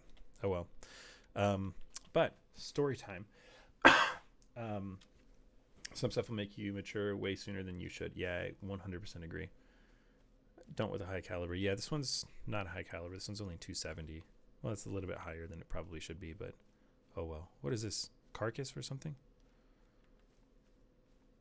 Like a bear eating area? Okay. Where did that little fox run to? I think I missed it completely because the way it ran off really fast. Anyways, there's somebody that I know, right? I don't want to say who it is. Just because like I don't want to dox anybody, but there's somebody who I know that when they were young, I know very closely this person. When they were young, they met somebody on the internet and they fell in love with this person. It was a girl, by the way. The person that I know it was a female, and they met this boy on the internet, about the same age as them. They were like real excited and everything, and the boy one day was like, "Hey, we should run away together. Your parents, they don't approve of me, but like we should run away together. I'll come pick you up and we'll go live our lives like together." Go back. Never mind. Oh yeah, I think I missed it. So I'm just gonna. I also started talking, so I got confused about what I was doing. But anyways, she met this guy on the internet. Everything seemed really fine. He was a real attractive guy. They had the same kind of interests and everything like that. He lived in a town over from her, in the United States. And one day he was like, "I'm gonna come pick you up, and we're gonna run away together. We're gonna live our lives together, and we'll be in love and everything like that." And screw my parents, screw your parents. My dad's a jerk anyways, and your parents won't let you be with me because they suck, right? So she decided, yeah, I'm going to go with him. And he said, okay, here's the deal. Leave your phone inside your house. This was back in like 2013, 2014, something like that. He's like, leave your phone back in your house because your parents are just going to track you and they're going to like ruin our time together. So she's like, okay. And she had a few developmental disorders. So she it was easy to take advantage of her. And that's exactly what happened. So she goes out in the middle of the night one night to go meet up with her boyfriend. Oh my God. She goes out in the middle of the night to go meet up with her boyfriend. And he opens the door for her. She gets inside, and it is not the person that she thought it was. And she was kidnapped. So for weeks, her parents didn't know where she was. And an investigation, turned up the fact that this person had met up with her, and they tracked down the person who was actually in the photos, and that person didn't even live in the same state as this kid that she was supposedly dating. And during a long process of investigation, a different investigation into human trafficking of young women in this state had led police to a specific like trailer or house or something like that. I don't know exactly what it was. A residence of some kind. And when it led them into this residence, they found this person. They found this girl who, again, I'm not going to say like who it was or how I know them, but they found this girl addicted to heroin with a Ukrainian passport that was forged. And they had plans to leave the country like within that week. So this girl, who at the time, I think she was about 16 or 17 years old, had been tricked on the internet into dating somebody who she thought was her age, and she thought she fell in love with. And then when it actually came time for her to go run away with this guy, it was not who she thought it was, and it was just a bunch of human traffickers, and they got her addicted to drugs, as they did like 4 or 5 other girls that went with her, or that didn't go with her, but had fallen for this exact same scam. And they caught them. They caught the people who did this like right before they were going to be leaving for. I think they were going to Russia. I'm not sure, but they had fake Ukrainian passports, and they had got them all addicted to heroin. Which, man, it was terrible. I'm glad that they found her, though. Yeah, somebody else said that. That's so messed up. Sorry for your friend. Yeah, I mean, I don't know what kind of. That had to mess her up really bad. So glad they found her back. Must have been the absolute most horrible experience ever. Yeah, I agree. And that was, I mean, I feel comfortable saying the state. That was in Indiana. That was in the state of Indiana. That wasn't in California. Wasn't in New York City. It was in Indiana. And that's like a not uncommon thing. I could be wrong, but I have a feeling that, there we go. Here we go. I have a feeling that, human trafficking in the United States is actually pretty common, and it's a pretty big problem here. People just don't talk about it. I gotta go. Ham, it was fun hanging out. Thanks for stopping by. Thanks for all the tips for the game, and yeah, thanks for hanging out. It's been fun. But yeah, that stuff definitely happens, and I didn't think much about it until that happened, and it was somebody that I didn't know super well, but that I did know. And it was like, oh wow, I can't believe that happened here. They were like, yeah. It happened here. Happened in Indiana. Happened not too far away from where I live right now, actually. And that's something that you think of like, oh, that happens in Thailand. That happens in Vietnam. That happens in Russia. That doesn't happen here. That happens here all the time. There's another story I read the other day about a woman who was contacted by the FBI or something one day, and they had found photos of her children on the internet, like on the dark web somewhere, which is like just a catch-all term for anything scary on the internet. The dark web itself is not necessarily bad, but it was on a dark web website where somebody was selling personal information for their kids, saying like, hey, for X amount of money, I will tell you where these kids live, like what church they go to, what numbers they have at their for their soccer team, what their jerseys look like, where they live, what grade they're in, all this information about them, so that you can like take them if you want. And they were selling this information, and it turned out to be some guy that they went to church with, who had been following them for a couple months, and took pictures of her kids and found out, all this information about her kids and then put it up on the internet to sell. So weird, so creepy. So for all of those reasons, and just for the fact that I don't want my kids to be damaged by social media at a young age. I don't put my kids on the internet. I don't want anything bad happen to them, but I also, from the more realistic standpoint, that was not a very good shot on that thing. Maybe I'll try to get one more on one of... Oh, a bison. I'll try to get a bison real quick and then I'll head off. But also, I just don't want my kids to be messed up by social media like a lot of other people are, that are on social media at a really young age.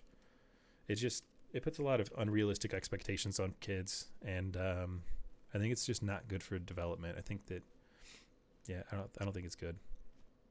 That was a great shot on that bison. Look at that. Didn't go very far at all. Yeah, that 338's a pretty savage round. Solid. Very cool. Maybe we can hit another one before it runs away too far. I don't know. It's kind of far up, and it's also turning away from me. And this is not loading. What's going on? Why won't... What is going on here? There we go. Yeah.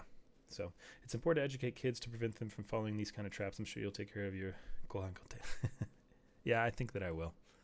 You have to be conscious of it. Even as adults, like there's just like weird stuff that happens in public still. Like there was this big thing in Cincinnati for a while where people would this carjacking thing went around for a while. I don't know how often it happened, but people talked about it a lot. Where basically somebody would put a chain, they would attach it to the back of your car.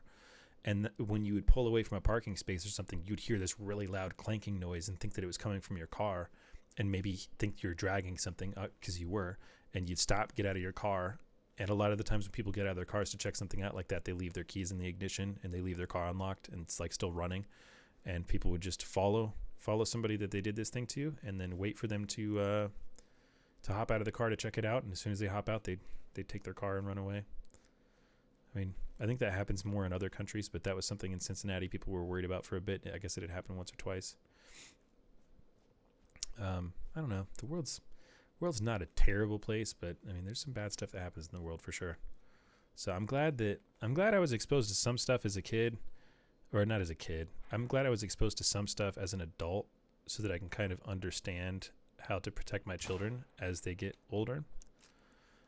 But yeah, there's some crazy. Sounds like the money on the windshield wiper thing. Yeah, I've heard about that before. Money on windshield wiper. I've heard about the chain, and I've heard about like flyers that people will like put in a windshield wiper or in the back windshield, so that way you don't notice it until you get ready to back out of a space.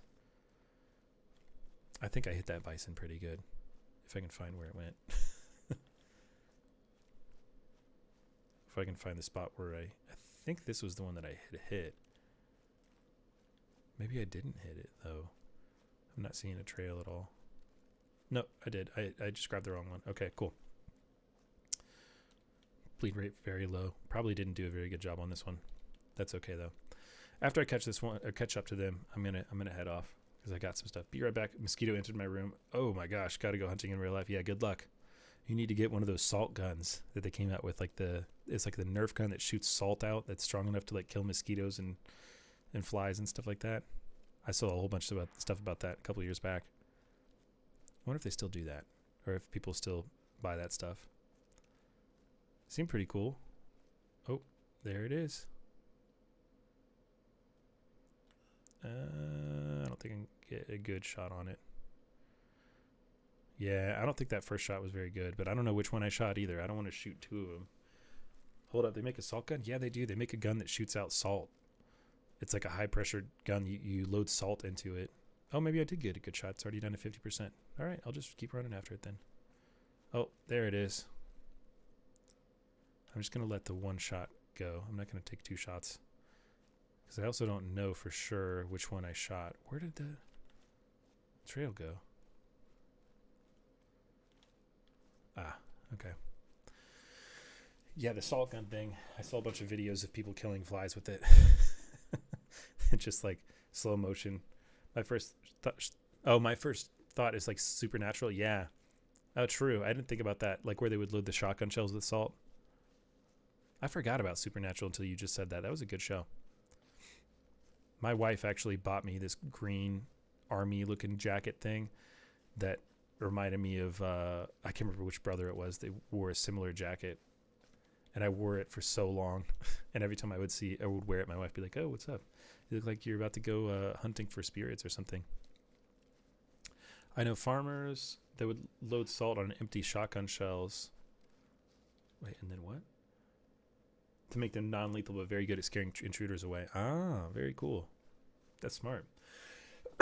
You know, D-Jobs, in the United States, I can't remember if you said you were, I can't remember if you said you were from Spain or not, or like where you were from. But in the United States, oh my God, go away.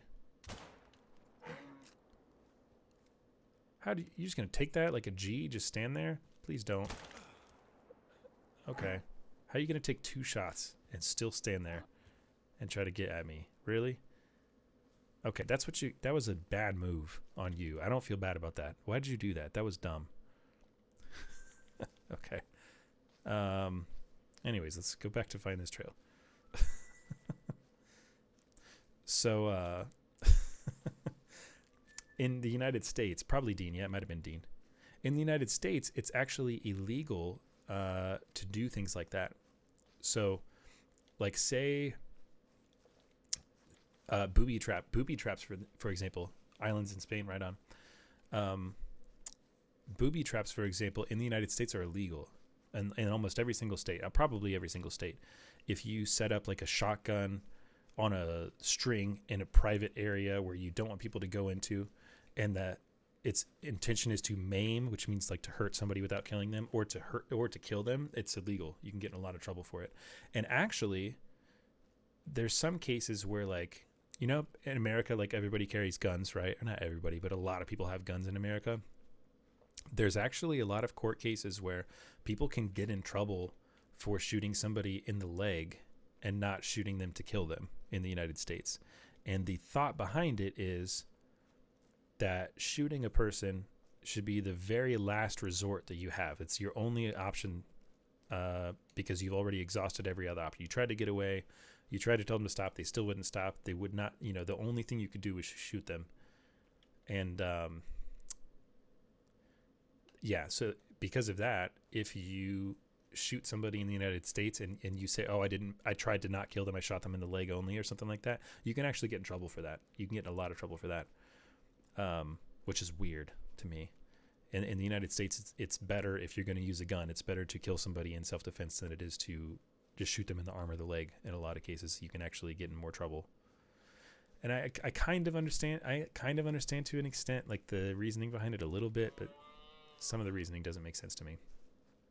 I never understood why they were legal, but it totally makes sense. Someone from an emergency response unit could get hurt. Yeah, exactly. Good point. Talking about booby traps. Yeah, absolutely. That's probably the number one reason, you know, emergency responders, police officers or whatever. Okay, I don't think I'm going to find that bison. I don't think I'm going to find it at all. We'll try to find one more animal real quick, and then I'll head off after that. But yeah, there's I think laws in some countries make sense. In some countries, they don't make any sense at all. That I don't know that that's a law, but that's kind of like a common thing that happens in the U.S. That, you know, if you hurt somebody in self-defense and intentionally hurt them and don't kill them, you can get in trouble. Oh my God.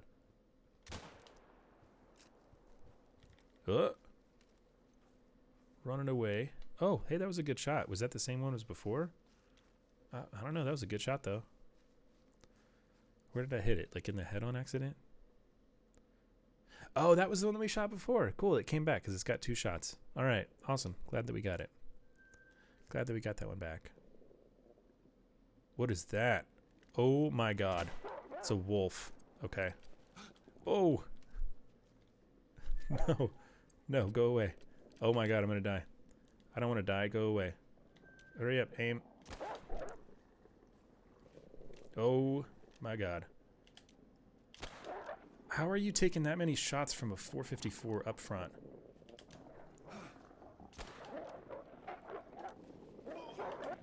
Oh, I'm going to die. What? What's that? Hold on. Okay, I know it's a wolf, but dude, that was like 3 shots in the face with a 454, and it just like added. I think it was nothing. That's crazy. That's so crazy. I don't understand that one. That was a weird one. Okay, well, I guess we learned that wolves are like completely impervious to gigantic, revolver calibers. That doesn't make any sense. In real life, if you were to shoot a wolf like pretty much anywhere with a caliber this big, they would not be getting back up. That was intense. All right, let me get some more ammo real quick while we're here, because we've got a little bit of money to do that. Get some more of that 338. Yeah. And then we'll get some more.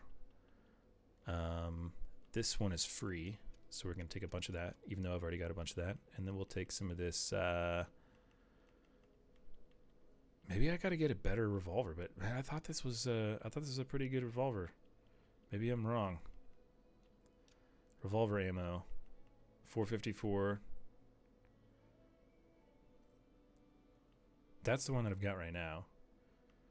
Whatever. I guess I'll take some of this ammo right here. Okay. That was ridiculous, though. That many shots.